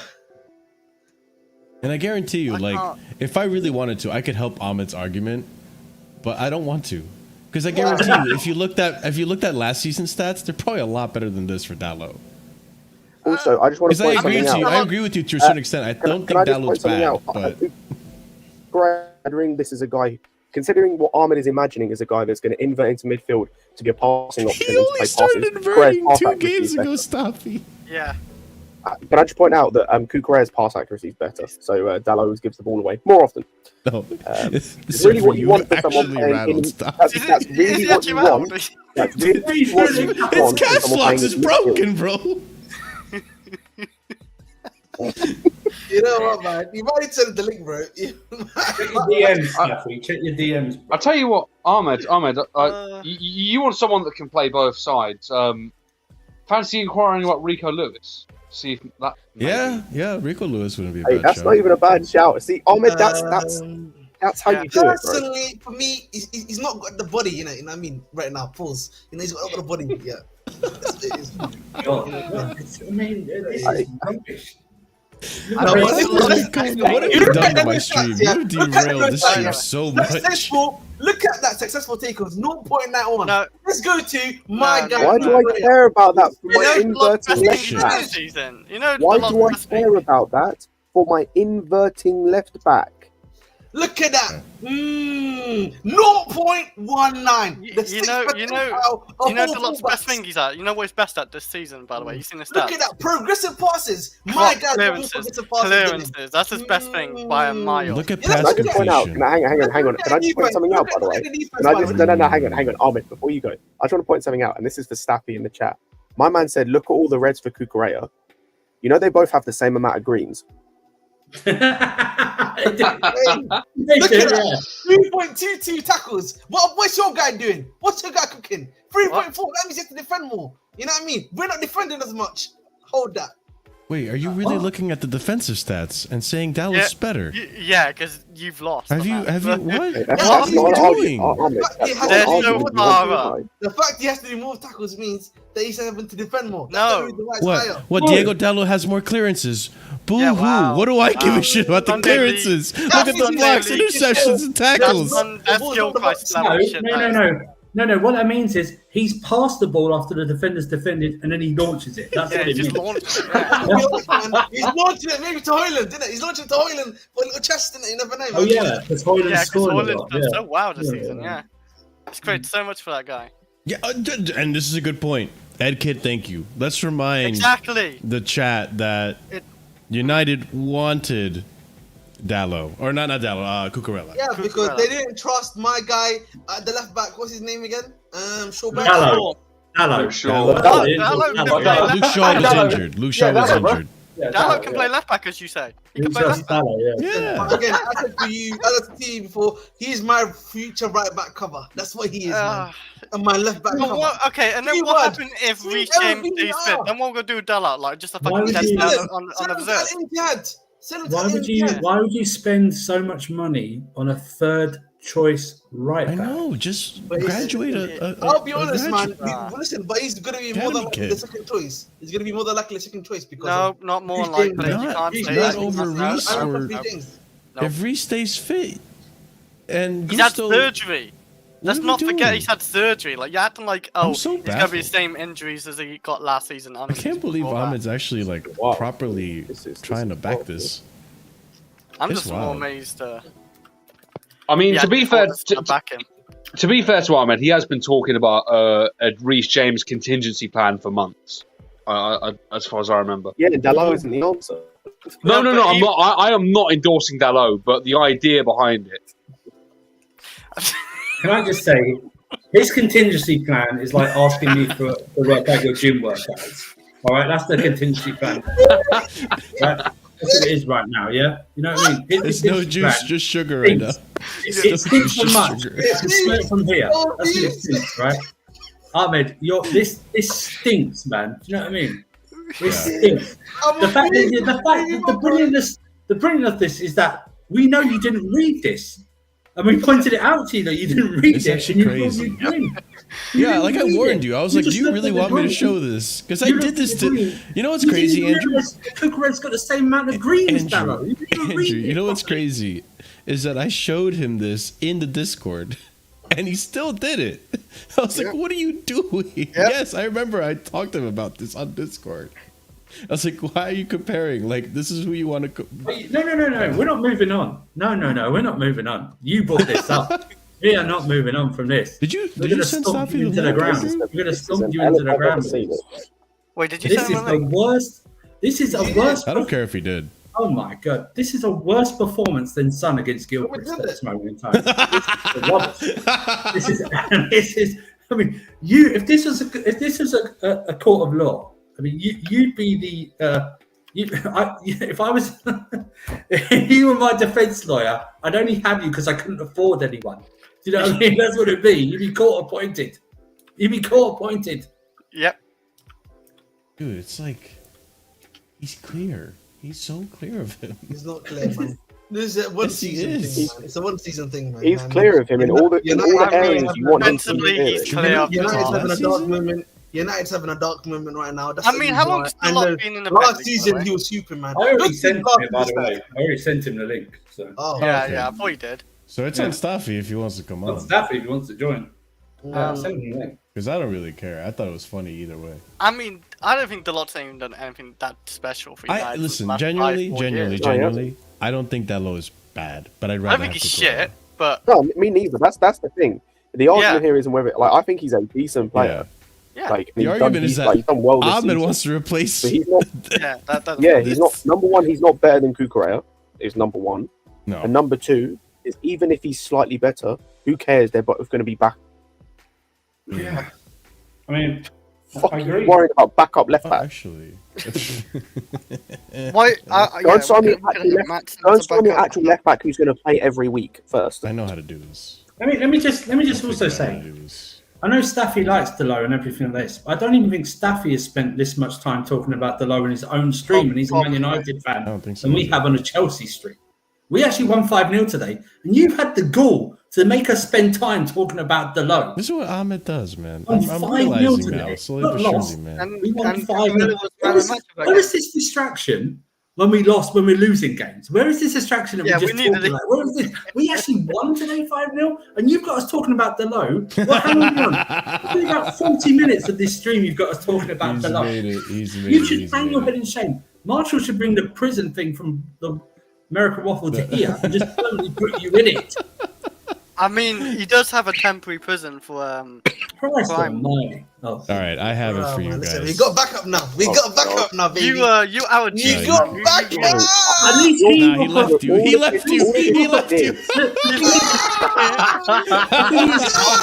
Hang on, Ahmed. The thing is, even if we disagree with him, at least he will put a logical argument across.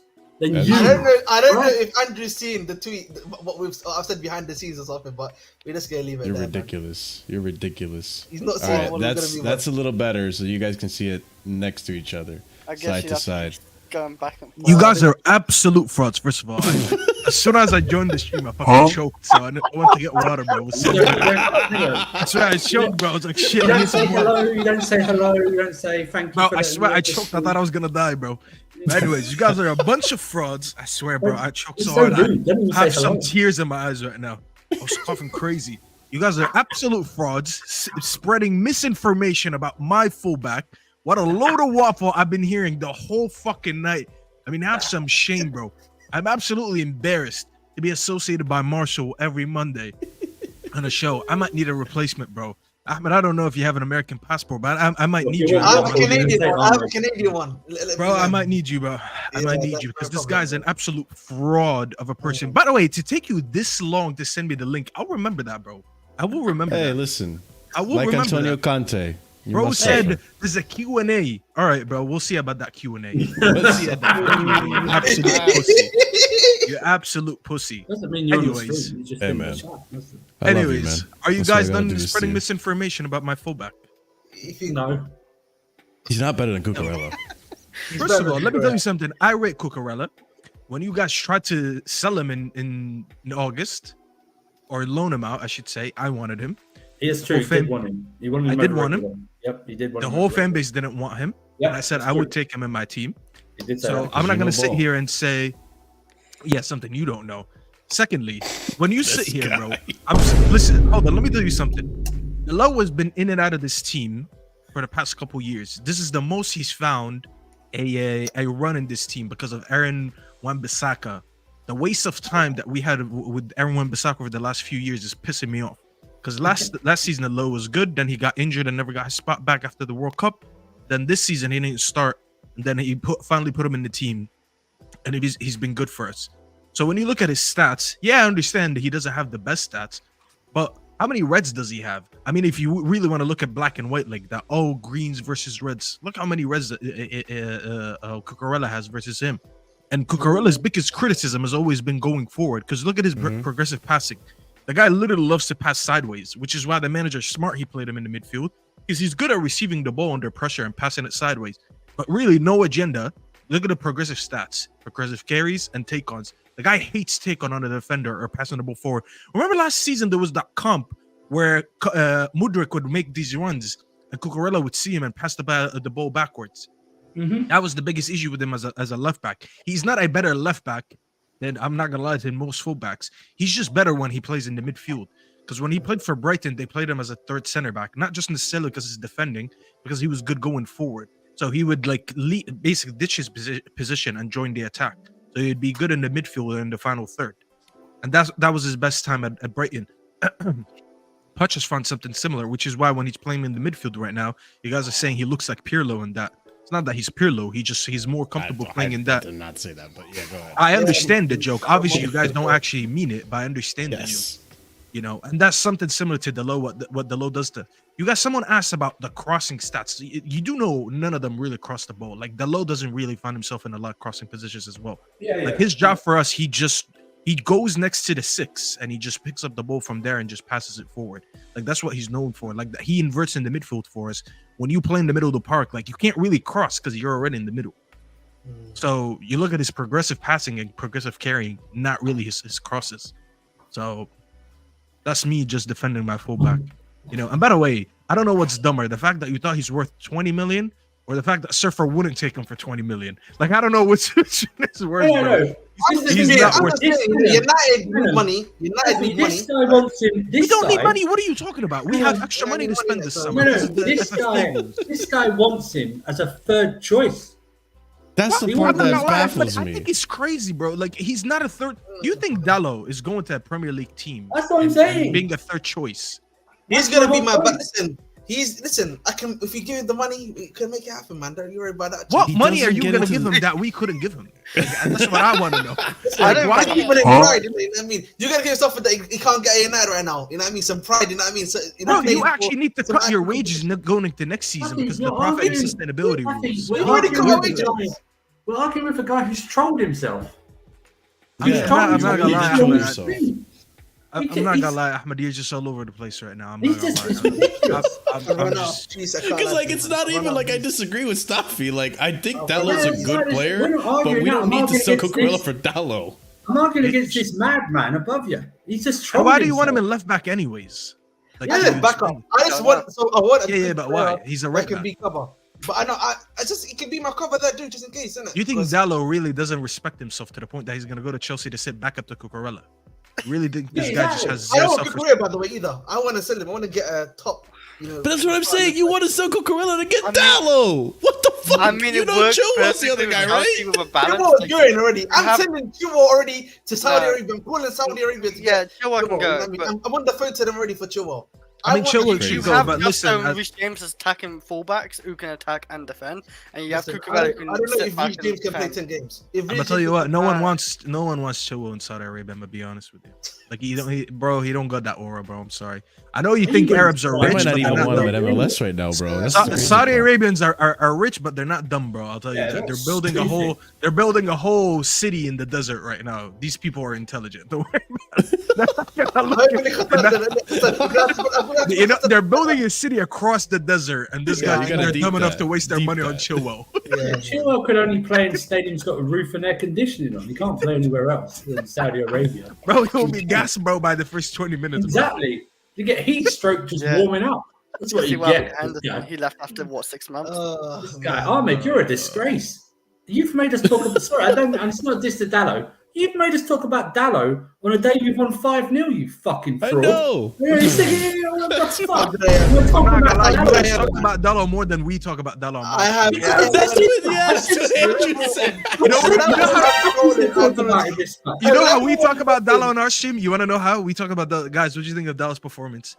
Yeah, it was solid. Nothing crazy, nothing bad. That's yeah, right. I agree. Next. This does bring up pie charts for fuck's sake. 20 seconds. The level of trolling I've done on today's stream has been elite. No, you've trolled yourself. You trolled yourself. I was on views. Last 2 minutes of views. I couldn't even think of ways to even. You know what, Ahmed? I'm actually annoyed with you because I wanted to hear Marshall praise Poch today, but you wasted the show. He's never gonna do that. He's never gonna do that, bro. There's no. He's a fraud, bro. He's a fraud. That's the thing about Marshall.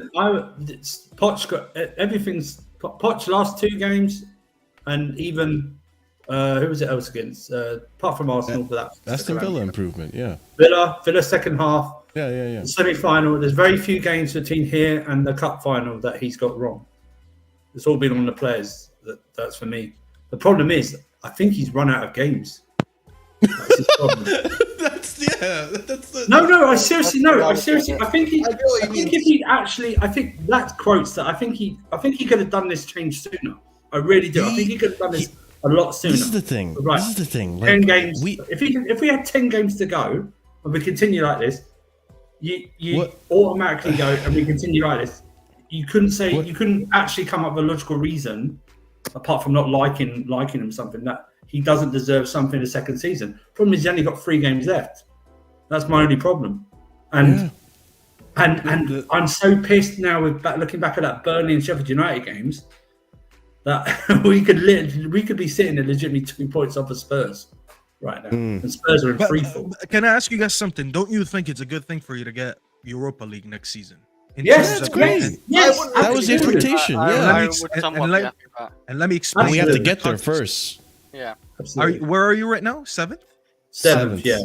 So you have a game to play still. Okay, so you need one more spot. I don't know how many points you're. I know Yeah, we're all. The only thing that helps us, two Staffy, right now. The only thing that helps us, Staffy, is that you and Newcastle play each other. That's what helps us. Arsenal, and we play Brighton. Bro, I'm telling you now, we're not making Europe, and hopefully we don't make conference. I will celebrate on my stream if we don't make Europe. If you see on the news on the last day mention a miss out on Europe, tune into my stream. You will see me celebrating. I don't want to be with the Poch agenda. Yeah, you. This is why you get called ungrateful stuff. Yeah, I hope you understand. No. I have a reason. To that. That has nothing to do with the. No. I'll tell you why you need Europe. First of all, let me just see this. 54. No, we need Europe and to 56. keep Pochettino. I have good news for you. I do think we'll beat Newcastle. That's the only game I think we'll win. So just win your games. Bro, we're not winning tomorrow. You crazy? You want me to go to Selhurst Park and win? You want me to win? You want me to win in Selhurst Park on a Monday night? You know Hamza's gonna be in the balcony watching the game or something. We're not winning this game, bro. Hamza's gonna be doing the stream from the balcony. You know that, but it's over, bro. You know what you need? You know what you need to do to get you through the game? Just do the Palace chant. You know, the Palace, the Palace, the Palace. I don't even know what the chant. Just do that for the whole stream. Whoa! I was gonna say that sounds like an American chant, but Palace are owned by Americans. Cody Rhodes. Fair enough. Yeah, I don't think we're winning that. I'm gonna be honest with you guys. I think you guys. Win tomorrow. What's that? You win tomorrow? Did you say? No, I said I don't think we. Right. I think Maguire's out, isn't he? Maguire's out, isn't he? Yeah, who else you got centre back now? What do you have left? Yo, you're falling apart. What do you have left? It's few kid TVs, isn't it? We have Allah and we have faith. That's what we have. Always have faith. Always have faith in Allah. As long as Allah is with you. That's true, man. Yeah, alhamdulillah for it. You know, Ahmed, you're already looking rough for you now. Inshallah, man. I mean, just have to say inshallah on that one. We have actually, you know, when we said we play inshallah football, we are actually going to play inshallah football. We're just going to put a team and we're going to say inshallah we win. That's what we're doing. The zero tactics, zero ability, zero plan, just 100% faith. And we'll see what happens. Tomorrow's game is a perfect example of United this season, where everyone is expecting them to lose, right? Yeah. And they somehow shithouse a 1-0 win. We won't. I know it probably won't, because Palace are playing well, but it's just one of those where somehow you or a draw or something out of nowhere, right? Even though they've been battered or something like that. And they'll scam and shithouse. They're the best. They are the best shithouse team in this league, United. Surfer, let me explain something to you. Tomorrow, Palace will have the better back line between the two, and the better front line between the two, because they have Elise, Eze, and Mateta, who are better than our front line, and they have Anderson and Gehi in their center back partnership that are better than anything we're going to put up because we don't have center backs. Yeah, I am going into Palace as the worst team. Yes, I have lived to the point that my team is worse than Palace. Do you remember your Bournemouth game away? Remember the Bournemouth game away? When they battered you. Yeah, when they battered you. And you somehow came out with that. They battered us away. They came out with a draw, Bournemouth away. I was going to say, they battered us at home. We lost 3.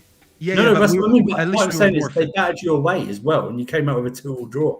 But we actually had players playing in their positions that day. I know, but I just... Tomorrow, we legit don't have center backs. Our only 3 defenders going into tomorrow, if you want to count one of them as a defender, Dallo, Wan-Bissaka, and Casemiro.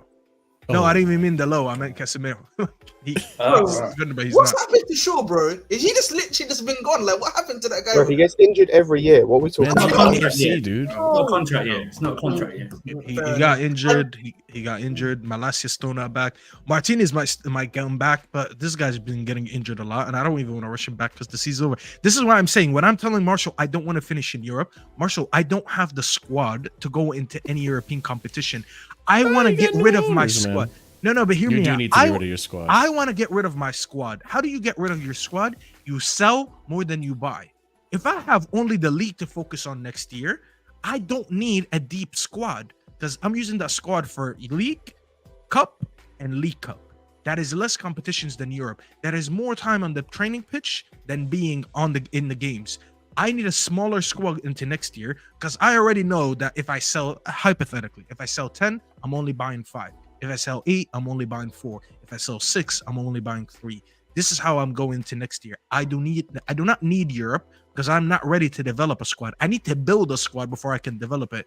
You, on the other hand, you have a lot of players. You need a lot of minutes. You're in the middle of your development because this was the year that you built. Southgate doesn't want all those European games next year anyway when he turns up on Old Trafford. You know, so I used to have a lot of respect for you until today. And today, you are on that's your problem, not mine. You are on one today, sir. For you, this my manager. Fuck! You diss my fullback. Yay! The truth comes out right there. You diss my fullback, and now you're telling me Southgate is my manager. Behave yourself, surfer. And I praised you guys. I actually praised you guys, and I defended you guys a lot. But you know what? I'm gonna start pushing agendas again. I'm gonna start pushing agendas. I like you better when you do agendas. That's all. Enzo, when I wasn't saying anything, I was like, listen, I just think Caicedo's improving because of the personnel around him. While everyone else is targeting Enzo, but because of you, now I'm gonna target Enzo because I just left Enzo alone. I was like, you know what, bro? The guy. Did you see my new Twitter handle? Did you see my new? Yeah, and you're a pussy for that. I saw that. What do you think about Ten Hag constantly failing upwards, bro? Can you imagine if he fails upwards to Bayern? That's gonna be. He goes to Bayern. I mean, to be fair, he did work for Bayern before. He did, They hired him because he worked for them before. But let's be honest, like we made fun of them for getting Eric Dyer. Like, let's just be honest. You know, so why is this one gonna be on us? Rangnick is different though, because Rangnick is highly respected in Germany. Like Rangnick has so much respect in Germany. He's not gonna go I was just thinking he's better above the manager than actual. Rangnick. I don't think he wants to manage. Can I be honest? I don't think he wants to manage the league. That's why he turned it down. Yeah, he doesn't have the time to commit. International's part-time, isn't it? You know, he can go watch games and stuff like that. He doesn't want to manage. And he wants to. He can build your team, no problem. He doesn't want to manage. He didn't want to manage. He's better as a board member. When he signed for United, the plan was he goes above when a new manager comes in. And it just didn't work out. Talk shit. He was going to be a technical director or something like that, and they got rid of him. That's why he rejected the Bayern job because they couldn't get to a conclusion on like a solution on like his time and his commitments and stuff like that. So he rejected. That's what he probably said to them. He said to them, "I don't want to manage. I want to go above and build." And they said, "No." Yeah. Listen, and it's completely different, as you said, internationals than club. Internationals is more of a part-time. Yeah. I think for Staffy, take a page out of Chelsea's book, man. Sell Marcus Rashford, scam someone for Marcus Rashford, right? Get 180 mils for him. Bro, you're preaching to the choir, bro. Why are you telling me that? I'm telling you, I'm telling the chat as well. You know, this is a strategy that United needs to do. You get rid of McTominay as well, right? You should have gotten rid of him last season. I don't know why he's injured, bro. Leave the guy alone. To walk it back, but okay. And then you get Maguire gone as well, 50 mil. You got your money for your rebuild right there. You think we're selling Maguire for 50 mil? You can't get. I'm gonna go. I've had enough of Armin. You think we're going to sell Maguire for 50 mil? If you think so, I'm a league too. Wait, what was the deal that you had in the summer? It was Maguire and McTominay for 50 mil, right? 60 million. 60 million. They were combined. Nah, I think it was less than 60. Oh. I think it was less. Was it 50 or something like that? I think it was 50 million, yeah. I swear to God, if I get Rashford, I'll fucking shoot myself on stream. We are never getting Rashford. We are never getting Rashford. I don't want Rashford. Wait, you want Rashford? I do not. No, man. Listen, we're not. That guy is disgusting attitude. We are DiCaprio. FC, bro. See ya, Andrew. Yeah. By the way, Scott was waffling earlier. While we were at it, you were waffling crazy. You said you wouldn't want Tosin. You wouldn't want Tosin because you got Chalobah. No, I don't want Tosin. Okay, let me ask you this and be honest about it. How much have you watched of him? A bit. There you go. If you watched him enough, you wouldn't be saying that. I want you to know that this guy was the captain of the City Academy. And what happened the last time you got a City Academy? What happened the last time you got a City Academy player? You know, I mean, yes, not played the season. You know, that's cool. Do you know who was cool? Do you know who was the captain of the Chelsea Academy when they beat the City Academy in the FA Youth Cup? What year?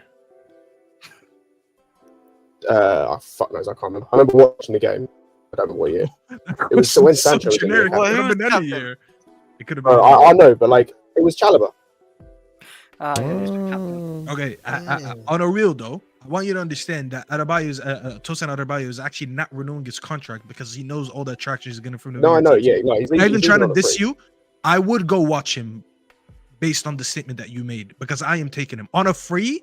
Yeah. Both of our teams right now, should be butting our hands to get this guy. This guy on a free is a no-brainer. I'm telling Are we you even right linked now. to this guy? Does anyone Yeah, know? but remember, he's Bro, on, he probably has Up interest from all the for- top teams. we've asked about the contract, what he wants for a contract essentially, and then seeing if He's living on a free, so you don't have to negotiate with the club. You only have to negotiate with him and his agent.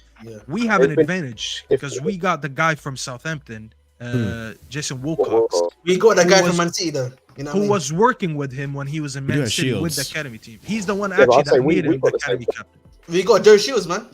Oh, I didn't know that. We got Joe Shields. So we both have someone who has a Oh background. shit, that's crazy. Are we gonna win the transfer window again this season? Listen, I really want us to sign 4 players this season. Exactly. The reason why I don't want him, and I think he works better for someone like you or a Newcastle, is because I feel as though our depth when it comes to centre back is fine. Like outside of maybe one guy, and if we're getting one more centre back, I want a more experienced guy to take over from Silva, which I don't think would be Tosin, even though he's 26. So like I'm going to get like I said, a Marquinhos type player, right? I don't think we'll get Marquinhos, but like that type player. Like Tosin to me is just going to be a depth piece for us, and our depth is already decent at centre back. Whereas like for you and Newcastle, I think it makes way more sense because your depth is horrid. Who's your centre back option? So I think it. Let me list it out because this Badiashile. So Thiago's gone. Yeah, Thiago's gone.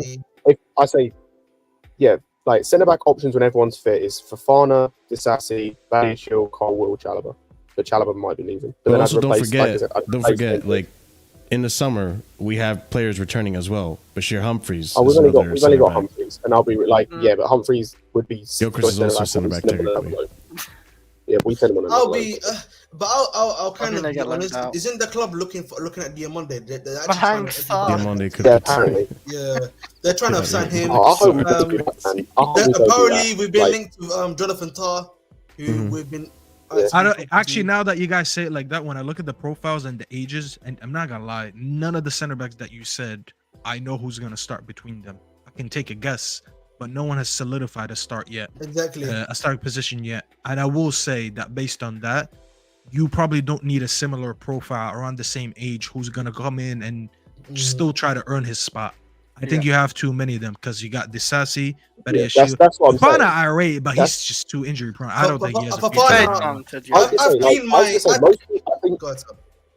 I was gonna say, I think if everyone's fit and if everyone was playing in form, I think most people's centre back partnership, one of them is injury prone. But is it Disasi and Badiashile?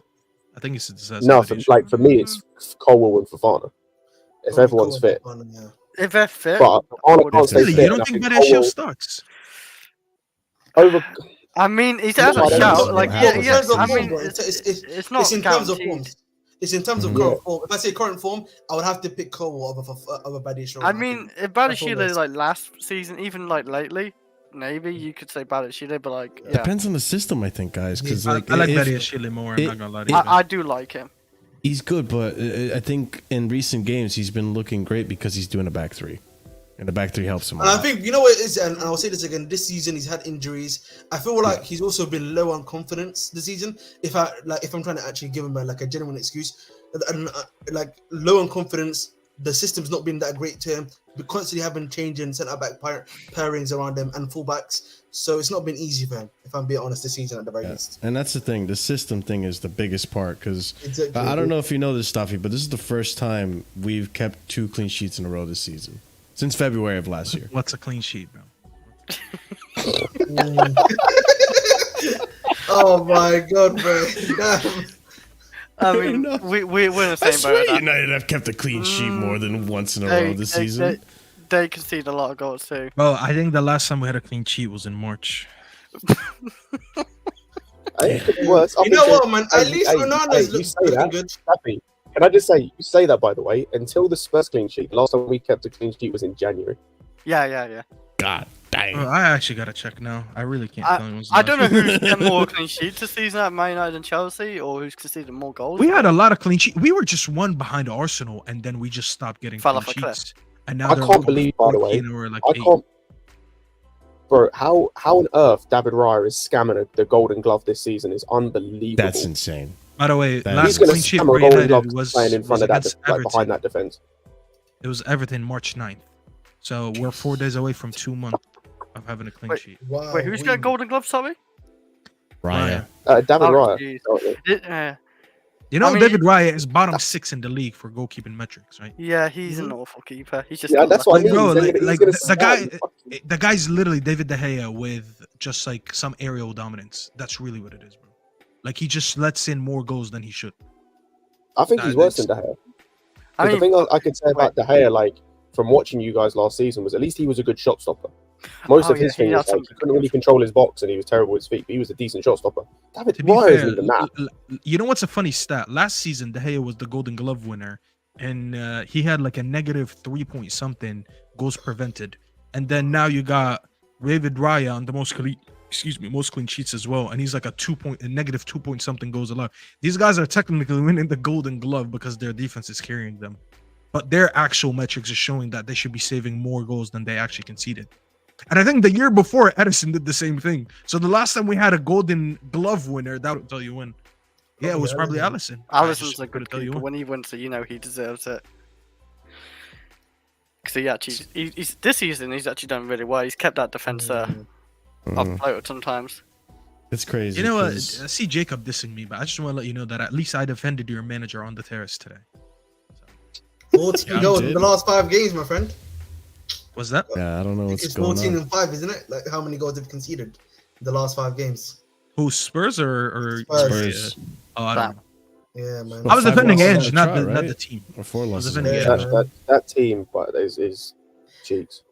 And is a real warrior. That piece is really bad. I thought Chelsea's bad. Spurs is bad. And is a real warrior, man. He's gonna live and die by that, by his formation, man.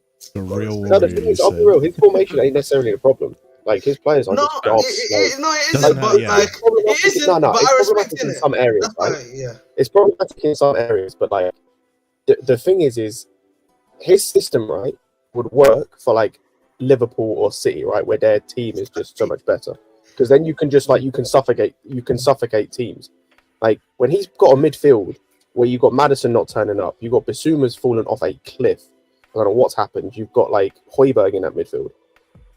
It's disgusting. Like let me show you this. It does annoy me how we're below some teams like this because I don't rate half the Tottenham players. Wait, look at this. Look at this. So this is the goal prevented.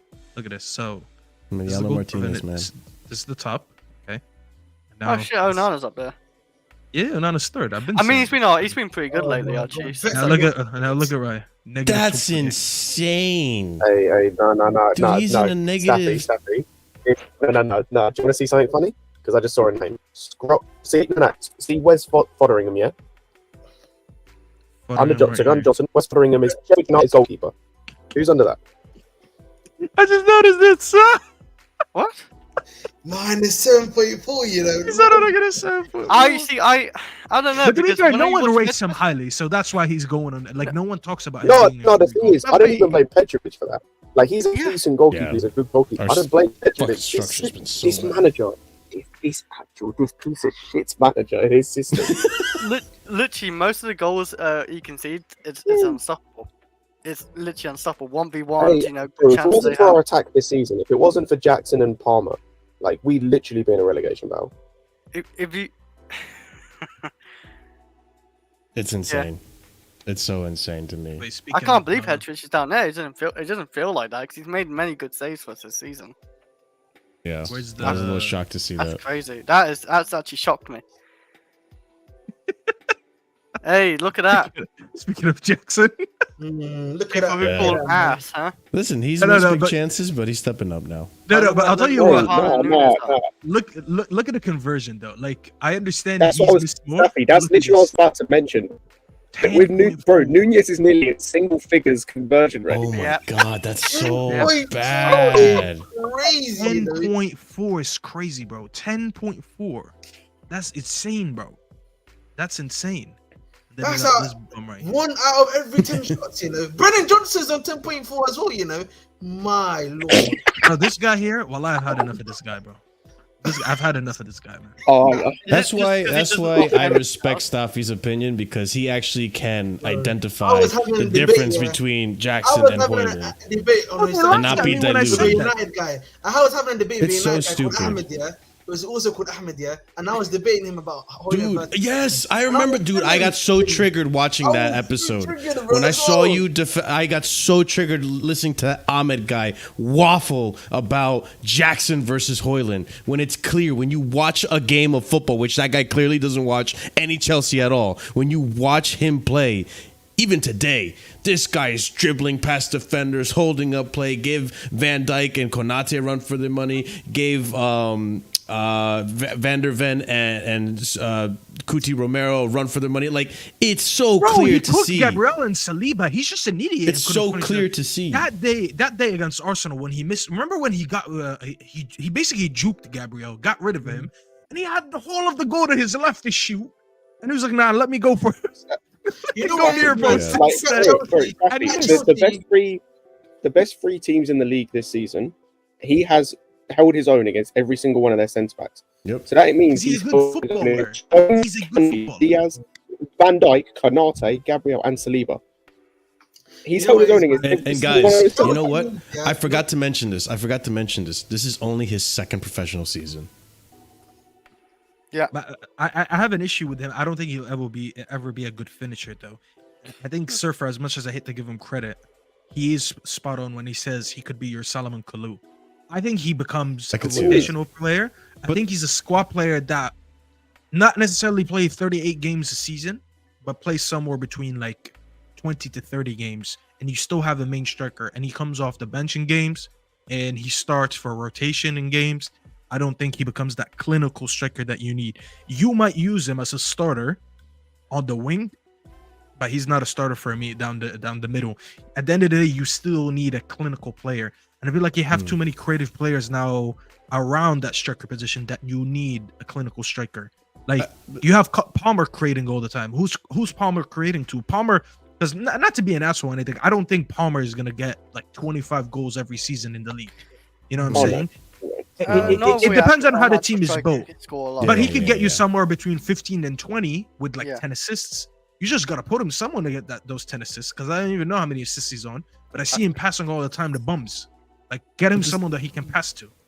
But the thing is, like, this is my question about Jackson, though. The thing is, like, you're seeing him now, but like, if we were watching him in the beginning of the season, see how he's matured over this season, and he's only what, 22, 21. I feel like it can only get better and better. Like, I feel like right now he's at the Salomon Kalou level, but who's to say next season he's gonna be at that like maybe Ollie Watkins last season or kind of level, you know, not this season. You know, I agree with what Staffy said in terms of I don't think he'll ever become clinical, but I disagree in terms of that he has to be clinical to be that world-class level, because we've seen plenty of guys have been world-class level and have been wasteful in front of goal. Like, I think of like Aubameyang, for example. The guy I was thinking about as well, and he was in that list that you brought up on FotMob. Bro, Mohamed Salah this season has a shot conversion rate based on those big chances of 17%. That's worse than Jackson's. But he's still on, 17 goals this season. Like, who's to say Jackson can't? But I say, who's to say he can't get to that level where it's like he can still score 20 league goals? He'll just need like 50, 60 chances, which is calm. If you just create a shit ton of chances for him, then he can easily hit that. My thing is, if we start to like not create chances for him, then he's going to struggle. But I think most attackers are like that. But I feel like that's when you use the eye test, though, because you could look at him and you see that amount of easy chances that he misses, and you know someone else would bear these chances. Like the one he had against Arsenal, and he tried to head it and it hit his hand. Like, let's just be honest, you could look at these chances. Actually, he missed two sitters against Arsenal: the header and the one where he got past Gabriel and he chose to go near post than far post. These are certain things you don't teach a player at his age. I understand that he's still young, but these things players do when they're 15 and 16 and 17. Not at this age when they're professional. You can look at him, and I think what's good with him, his link-up play, his dribbling, he has pace. Some people say he just has pace and power, and I'm not gonna lie to you. I'm gonna send you that meme. You know the meme when it was like white people okay, black people like brown people. I feel like people look at white people, okay, they look at black players, pace and power. No, he's just not just pace and power. He's actually a good dribbler. He keeps the ball well. His link-up is good. I just think he's an idiot in front of the goal. No, bring that comment back up. I need people to read this, then read it again, then process it, and then read it again and understand what this guy said.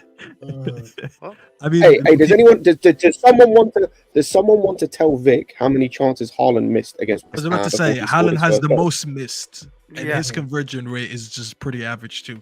But because he gets more chances than anyone else, he's always. Haaland has, Staffy, I don't know if anyone watched the West Ham game from earlier in the season. I think Haaland got 2 or 3 in that game.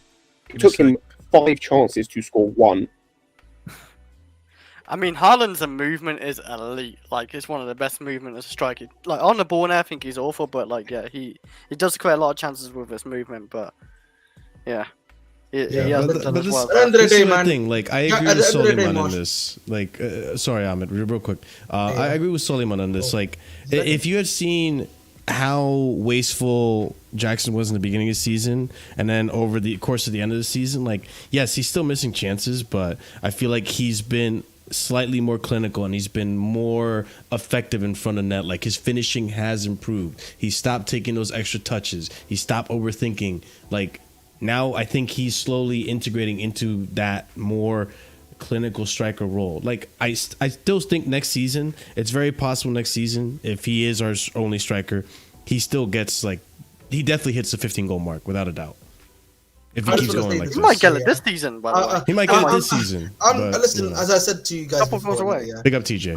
When we brought Jackson, I only expected 5 to 10 goals. I had informed, and the thing I said, he's a young guy. He's going to need time. He's going to miss a lot of chances to begin with. So to be where he is now, I'm more than happy with, like, at least the progression that he's gotten to and the goals he's scored for us. Right. So that's the main thing for me. I think this season again, my idea for Chelsea was always, I want to see progression from a lot of these guys. Now, not all of them have. Sadly, Mudra, again, should have been Strasbourg bound a long time ago, as I've said to you previously. Palmer, obviously, he's kind of exploded. Madueke, we're now seeing that progression now from Madueke to Lavia. You know, I mean, we're gonna have to see next season if he decides to become fully fit. Gusto, you know, I didn't need Gusto in it. When I was watching Olympique Lyon last season, I knew he was gonna hoop for me. I knew he's hooping now. So, you know what I mean? Listen, man, hopefully we can improve further. Maybe bring in Santos now to be an actual backup to Caicedo. You know what I'm saying to you? And 3 or 4 more players, in my opinion. No, starter. I'd still like Santos personally. That's fair enough. You know, again, I don't really mind either way. But at the end of the day, man, we need 4 new starters. I would argue, or 4 new players with a bit of experience, in my opinion. And listen, man, we Gucci. You know what I mean? I don't know if we do need 4 new starters. You know, I don't need to necessarily be starters. I think maybe when I say starters, I mean more so, you know, striker, left back, probably a starting winger. I would argue left winger. And I think don't know, like the winger one. The winger one, I'm in an R in. I don't want to see Jackson, bro. I don't want to see Jackson. No, I do. Mudrix, I'm seeing the way he's playing, like, up front, and like the stuff he's doing, and he can do that same stuff on the wing. Like, he can do that same stuff on the wing. The only thing you'd have to do is have a left back that's going to overlap, so he can come inside all the time. Pause. I wasn't pausing when I was saying that on Lewis's stream, and so I had to remind myself. But yeah, like as long as you have someone who can overlap and help, like I want to see him on the wing, because I think it could work. At the very least, I just want to see what happens. But like when it comes to the start 11, I think we need like probably 2 players. 2 players. No, 3 players actually. Like for like as in an absolute need. We definitely need a left winger. And then I was gonna say, for me, we need 3 players. There's an absolute need for the starting 11. And then I think there's 2 players. There's 2 positions that, like, if we still have money, you can go and improve. For me. Wait, what's happened? I just came back. I missed what you said. We were just talking about the I don't know if Ahmed's like still listening or. Sorry. I was literally listening. I wasn't listening for 1 moment. Bro, like your eyes are glazed over. I'm saying that, like, for me, because there's 5 positions you could argue we need to upgrade on. I would say 3 of those are a must need in the summer, and then the other 2 are like if you still have money and an pushes up, then you go and get an improvement. for me at least. Like you said, like that's not considering the squad as well, because there's still squad. We need another striker. We need another left winger probably, because like Mudra ain't still cutting, he ain't ready.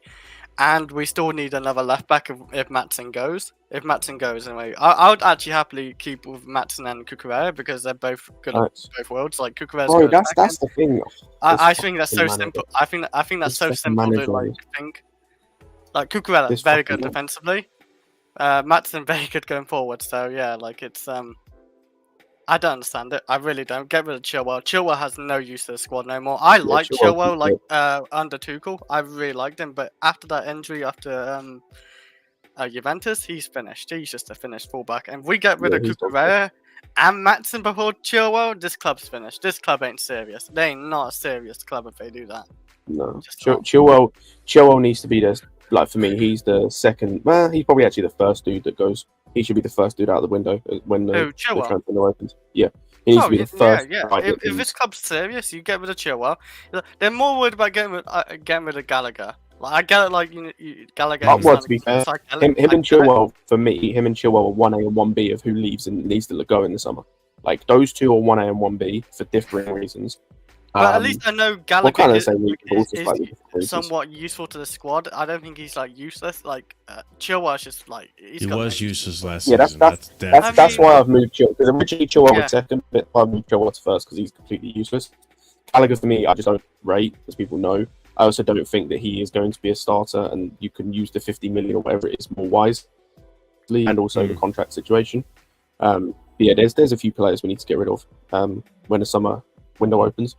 But yeah, like if we had Maatsen and Kukurella, that's the annoying thing, right? Yeah. If we had Maatsen and Kukurella, the left back situation is sorted, because you've got the guy who can invert into midfield and is defensively solid, like for the most part, and you've got the guy who can be the more attacking, overlapping guy if we want to have like a Sterling or a Jackson on the wing who wants to invert, and you have the right centre back as the the one who can move into the back three, for example, if we have like James or Gusto and they want to do that.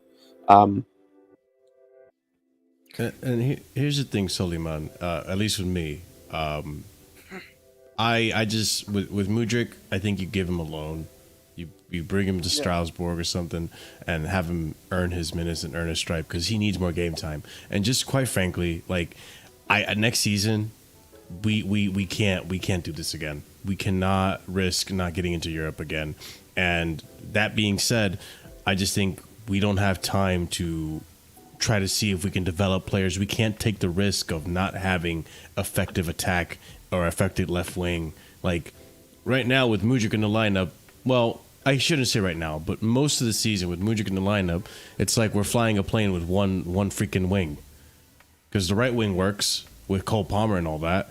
The striker's doing what he should be doing with the amount of he's cost and all that. Left wing's a bit on fire, smoking. Left wing's like the thing blew up, the fucking I forgot, the turbine's blowing up and we're fucking mayday. I mean, mayday. it's full on fire when it's Chilwell and Colwood left side. It's full on fire and yeah, go ahead. I'll say there's other things to it as well, like as to why I don't give Mudryk more time than I do Jackson, is because the baseline that they've both shown is wildly different. Jackson's base technical ability, Jackson has exceeded that so far superior to Mudryk's. Like it's not even funny. Also, they've played the same amount of games, by the way. Yeah. So they're just as experienced as each other. So that defeats that argument. And yeah, as I said, I've just seen way more from Jackson. The trajectory in terms of his growth is much better. And yeah, just as I said, there's way more scope for him getting to that level that we want him to get to than Mudryk. Like even today, right? Yeah, go ahead. Like we had such a good game. We like played really well. The one dude that I thought was not as good as everyone else was Mudryk. Yeah, I agree. And it's not just because he didn't score; it's because of like everyone was just at times the decision making is still not there. Yeah. But that's the thing, and we went over this with Mudryk, right? Like the JP saying, "Oh, who's Madueke leaning off of?" Madueke's leaning off of the fact that he's had professional seasons under his belt when Mudra hasn't. Like, I beg people, because I need to revisit this. I beg people, take a moment to really look into Mudrik's career. It's like, I know the kid's 23 or 23 years old. He has not played every year prior to this. Like, I need you guys to understand that this season, he finally played his 100th game as a professional footballer. And it's not because he's been bad, but it's because the situation in Ukraine and shocked, I think, during the war, the bombing, like, there's been so much, like, talk about the most unfortunate footballer in history. He's one of them. Like, he's not had a career turn out his way, not because of his fault, but because of everything else around him. So I beg people, look into the history. That's a lot of it is because of the inexperience. He needs to play more games. He needs to start games. He needs to go to a team where he can start, which is why him on loan, I think, would be amazing for him. It will do him wonders. Mm-hmm. And next season after, we'd be talking about a different, more mature Mudrik that knows how to, take on and knows how to pick up his head and find the passes. And I would argue, even like in these recent games, I think the whole inverted left back role that's happening with Kukurella, it actually benefits him because now he has all that space. He doesn't have to worry about passing it to Kukurella, who's overlapping or whatever. He has all that space where he can just run and do what he does best, which is, have pace. But that's my 2 cents on Mudrik. I don't know if you guys agree or. No, I agree. He needs to go out on loan because he's just not good enough right now. Especially as well, as I said, if for me, I'm moving Jackson to left wing. Probably keeping Datro Fofana as the backup striker, depending on the situation with him and if we get other offers and whatever. So then one of the left wingers needs to go. One of the left wingers needs to go, and I would sooner get rid of Sterling, but it's going to be harder to get rid of him. We can send out Mudrik on loan to somewhere. I don't particularly care where, but to somewhere. And just build his confidence, build his, match sharpness, build his everything really.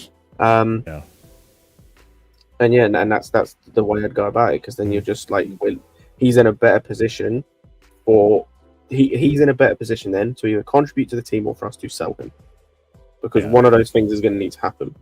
And it may be the latter, especially if Jackson ends up becoming solid on the left wing, or we go and get another option. Who knows? But yeah, he can't continue, because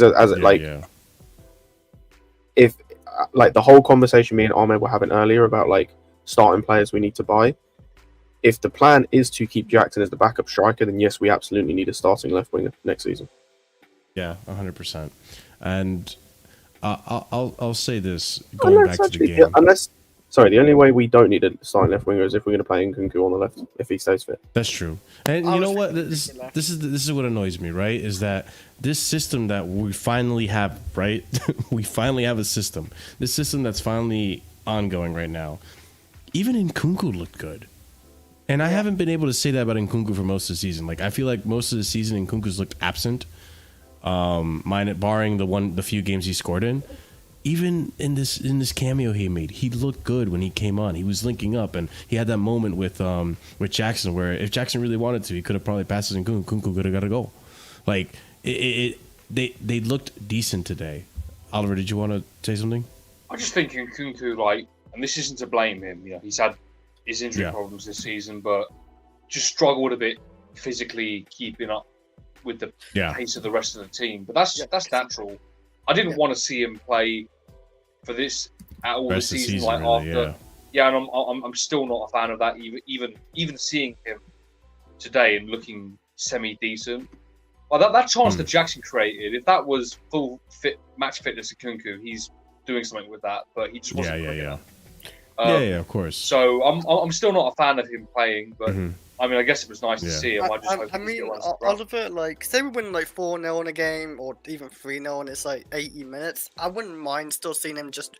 It'd be like kind of like pre-season. He'd just be getting his sharpness in, his fitness in, and all that, like just running around. He can do no wrong, really. It's just about his fitness and stuff like that. It's not going. Surely not kill him. It can go one of two ways. It can go that way, like you're saying, the ideal scenario where he basically plays these useless minutes. Yeah. Or it can go the Ruben Loftus-Cheek way, where I'm not saying it's the same situation, but you're effectively playing 0 minutes and then getting a big injury potentially. You put yourself at risk by being on the pitch. That's the point. Yeah, there is a risk. I'm not going to deny that.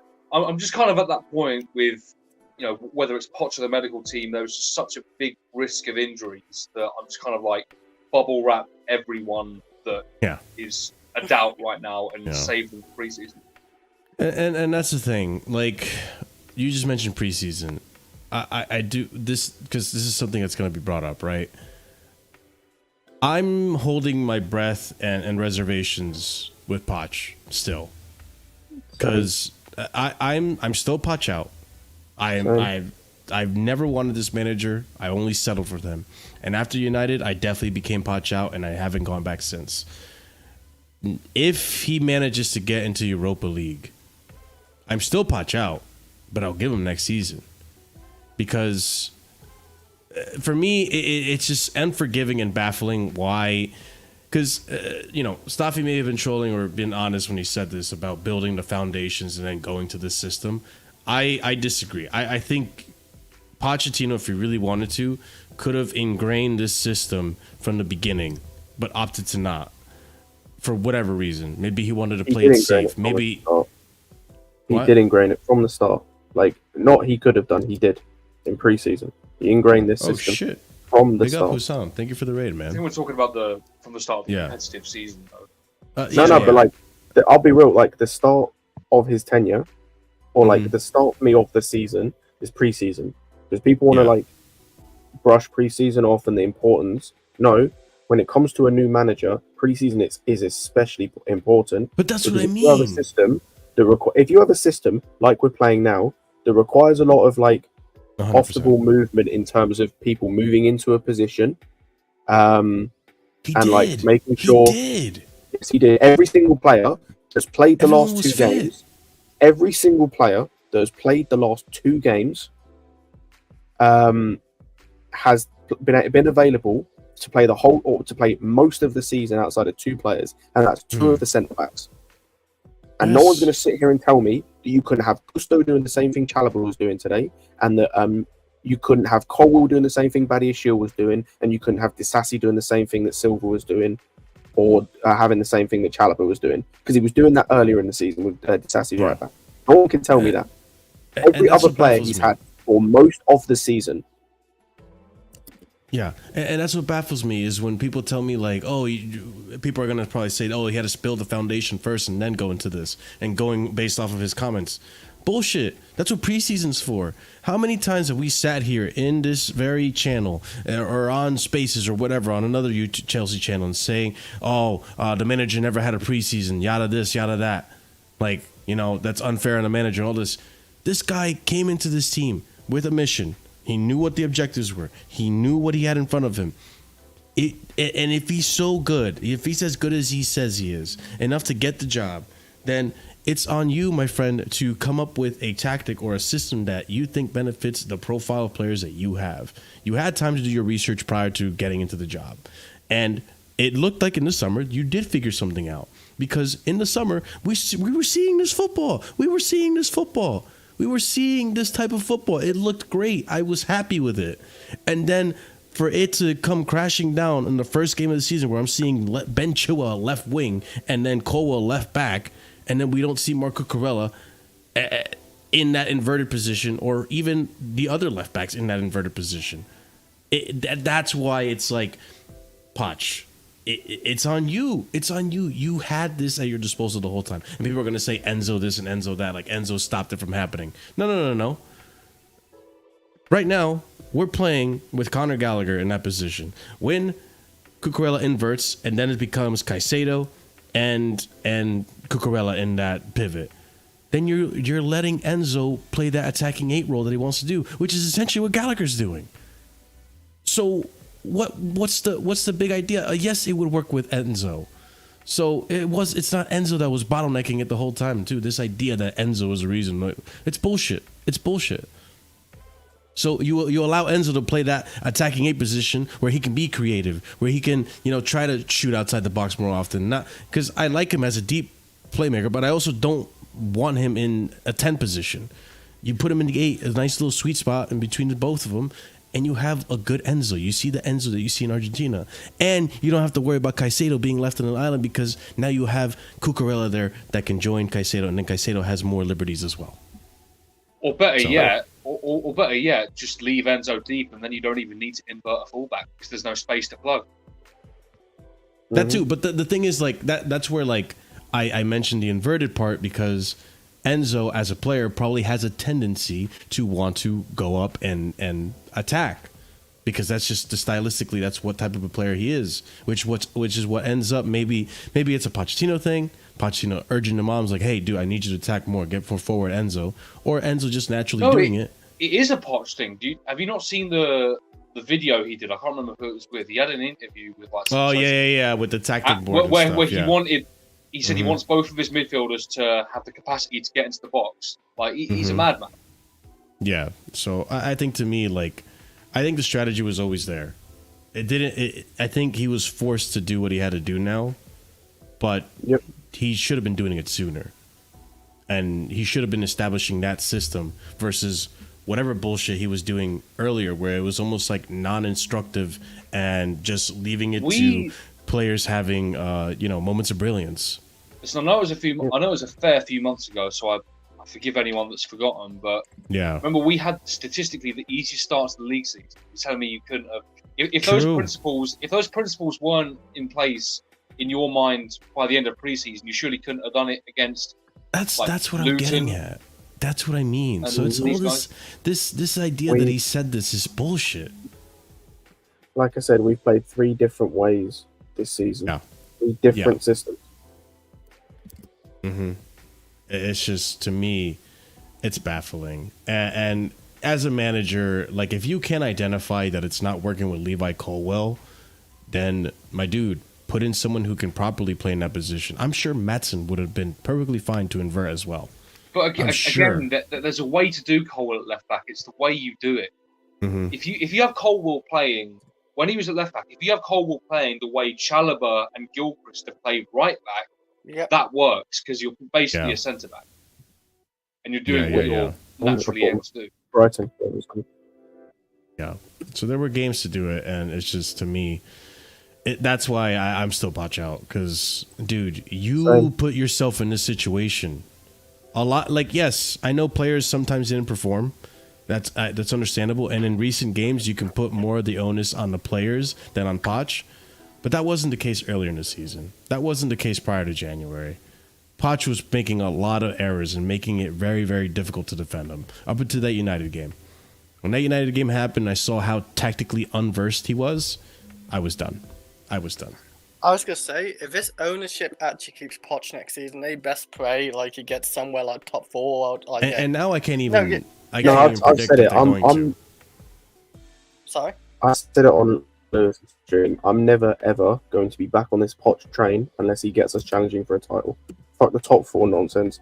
Fuck winning Europa League. Those are bare minimum. Like, he has to, like, for me to get back on the Poch train, title challenge. I mean, that is like, obviously, you gotta be on that train. Yeah, I still won't trust him. Like, if he gets top 4, I still won't trust him. But I'm just saying, like, let this thing work. Like, the owners need like Poch to get top 4, because if he doesn't get top 4, it's gonna get harder and harder for bigger players to join this club. I think because if we fail a 3rd season in a row, that's bad. Yeah, which, by the way, people, smash up the likes if you just joined in. Appreciate it. Thank you very much. But if he goes into next season, if we, first of all, ladies and gents, I need to remind you with Pochettino, right? We still need to win 3 games in a row in the Prem. We haven't done that. We have, haven't we? No, not in the Prem. We've won 3 games in a row. Yeah. But it was like an FA Cup, 2 Prem, something like that. I thought we won. But we've not won 3 games in a row. Hey, we never kept 2 clean sheets in a row. We finally. Yeah, did it. listen. And we finally did. It took forever. 30-something league games. And we broke our goals conceded in a season record. Chelsea between 08 and 04, man, used to keep clean sheets for fun, man. Now we just, it's horrible. It was a horrible season. Yes, he may have figured it out now, but it's fucking late, dude. And now it's like it's like missing your homework assignment or not caring about your whole class up until the very end. It's like, oh shit, I gotta pass this final or else I'm gonna flunk.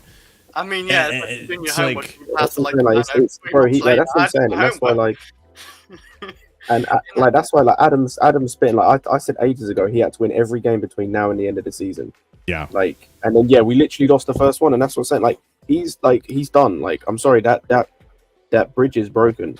Like, like, I'm done with him. Yeah, like, and you had your chance at the start of the season to, like, because the thing is, do you know where I'd feel sorry for him? Or I'd have some sympathy for him. Is if he tried this at the start of the season, and like, it like he's tried this at the start of the season in terms of the league, and then we had injuries that restricted him from doing this. So then he had to go away from it. No, he didn't have to do that. Because as I said, we had every player available that you could have still done this with, and you chose not to. And 100%. It's like, and then, like, again, as I said, it would be different as well if we'd bought players in January, that then he was able to switch the system. We didn't buy anyone in January. Like, there's no reason why he couldn't have played this from, like, the whole season realistically, but at least most of the season. So it's like, cool, like, and then as well, the excuses this season, the mentality shift, the bullshit he's spewing. Like, there's nothing about him there's literally nothing about him that is enjoyable as a manager. Like, nothing. There's nothing about him. And to me, it's almost like an accelerated version of what Ten Hag did to United. Oh, facts. Come in last season, play a certain type of football, get the result, get 3rd place. You look promising. And he had a trophy under his belt as well. And then the next season, you completely scrap it and try to do this terrorist football you're doing. You don't understand how, like, you saying that, you don't understand how many similarities I've seen between him and Ten Hag. Like, it's insane. Season, especially when we were playing that kamikaze football where we conceded 2 goals every game. Like, and just hearing the way that United fans like Rance, Staffy, Saeed, etc. would talk about Ten Hag and what he was doing tactically, and then seeing us do the same thing with Poch, it was incredible. Yeah, that's why when they tell me, "Oh, you're Pochettino now, right?" Like, how can you not back your managers? Like, bro, are you shitting me? You're literally going through you cannot say that to me with a straight face when you have Ten Hag doing what he's doing to your club. Like, the only difference is the timeline of it. That's the only difference. We did it a lot quicker than you did, but it's insane. So for me, Poch, if he gets into Europa League, good for him. I'll be patient enough to like watch it again next season, and hopefully we take this form and this system into next season and improve from there. But in order for me to be Poch I think I gotta agree with Scott. Top 4, a trophy. I think that's the minimum for me. You gotta. I'll even be nicer. Compete for top 4. And get me a trophy. Fuck competing. He should fuck become competing. The way the teams are around us, right? Tottenham, not that good. United are basically falling apart. We don't know what they're going to do next season with the team they have. All right, Man City is still Man City. Arsenal are a pretty good team. Liverpool look like they're falling apart too. Fuck all this. Fuck all this. If we beat Forest, we beat Bournemouth, we beat Sheffield United, we beat Burnley, that would be, what's that, 4, 7, 9 points extra that we'd have. That would put us on what, 63? That's 4 points behind. That's 4 points behind Villa, and that's just 4 games I've mentioned. Scott, I'm really pissed off. All of that bullshit of like, if he challenges, we should be challenging for top 4 this season. This league stinks. To be honest, yes, you're 100% right, actually. Because if Poch actually fucking got this right from the get-go and wasn't fucking around so much in the early part of the season with all these weird fucking positionings and shit, then we'd be having a different conversation. We would have exceeded all of our expectations. Because most of us were saying top six. Experiment, man, for Poch. It's insane to me. It's insane to me. So, that being said, this is mostly a fucking Dallo debate. No thanks to Ahmed, but it is what it is. It was content regardless. That's all about the game. We talked a bit about the game, but then it fucking sidewinded into a Dallo debate. It's a side quest of Ahmed. Like, it really did. It turned into a side quest. Like, we properly played a Bethesda game today. Like, it was insane. So, big up to everyone in the chat. Big up to everyone. I think, I don't know. Apparently, it was a Hussam raid, but I don't see a notification. So, I guess if Hussam, if you rated, big up to you. Big up to everyone in the chat. Big up to the panel. 2.5 hours. Not expect this for the review, but, you know, Dallo was important, I guess. But yeah, good show. Ladies and gents, we'll be back tomorrow for the Casually Chelsea show. I'm moving it to Monday because Tuesday we're doing the... Actually... Do I want to do it to Monday? I could wait till Wednesday to do... You know what? I might wait till Wednesday to do the Casually Chelsea show. Tuesday, I'll be on American Waffle. Wednesday, we'll do the Casually Chelsea show. We'll talk about all the news happening and all this stuff with the managerial stuff because it's popping off. It really is popping off. Be sure to like the video if you haven't done so already. Subscribe. If you're new here, it does help us out tremendously. We have some new subscribers, so big up to you guys who subscribed today. Hey, let's try to get to 3K subscribers. We're getting really close, so please, guys, keep subscribing. It helps us out tremendously. Keep liking the video. It helps spread the channel. Keep hitting the bell notification so you're notified whenever we do go live, so you guys are here in the chat. If you are a member, use those emojis. Let people know what they're missing out on with those awesome emojis and some of the great bonuses that you get for being a member. Only 99p, 4 different tiers. Check out the links in the description for everyone's content. Leave a comment down below. Let us know your thoughts on everything that we discussed today, including the Dallo debate. Would you prefer Dallo and sell Kukurella, or would you rather keep Kukurella? You tell me.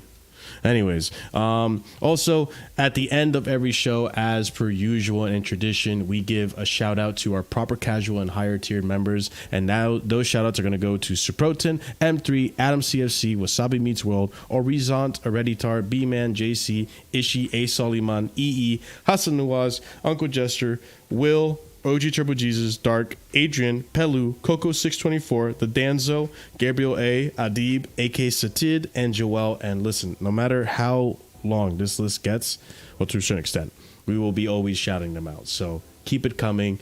Keep supporting the channel, guys. It helps us out tremendously, and I'm always so grateful. And we're going to go ahead and give you guys a raid message because we're going to be raiding the Sarcasm City gaming channel. Check out their, pro clubs. Cheer them on. Let them know. Dallo Nation, all that fun stuff. Don't. But yeah, big up to you guys. Appreciate you guys being here. And as always, stay casual, and I'll catch you Tuesday on American Waffle on Staffy TV. Shout out to Staffy TV for coming on as well. And Wednesday here for a Casual Chelsea show. Have a good night. Stay casual. Peace.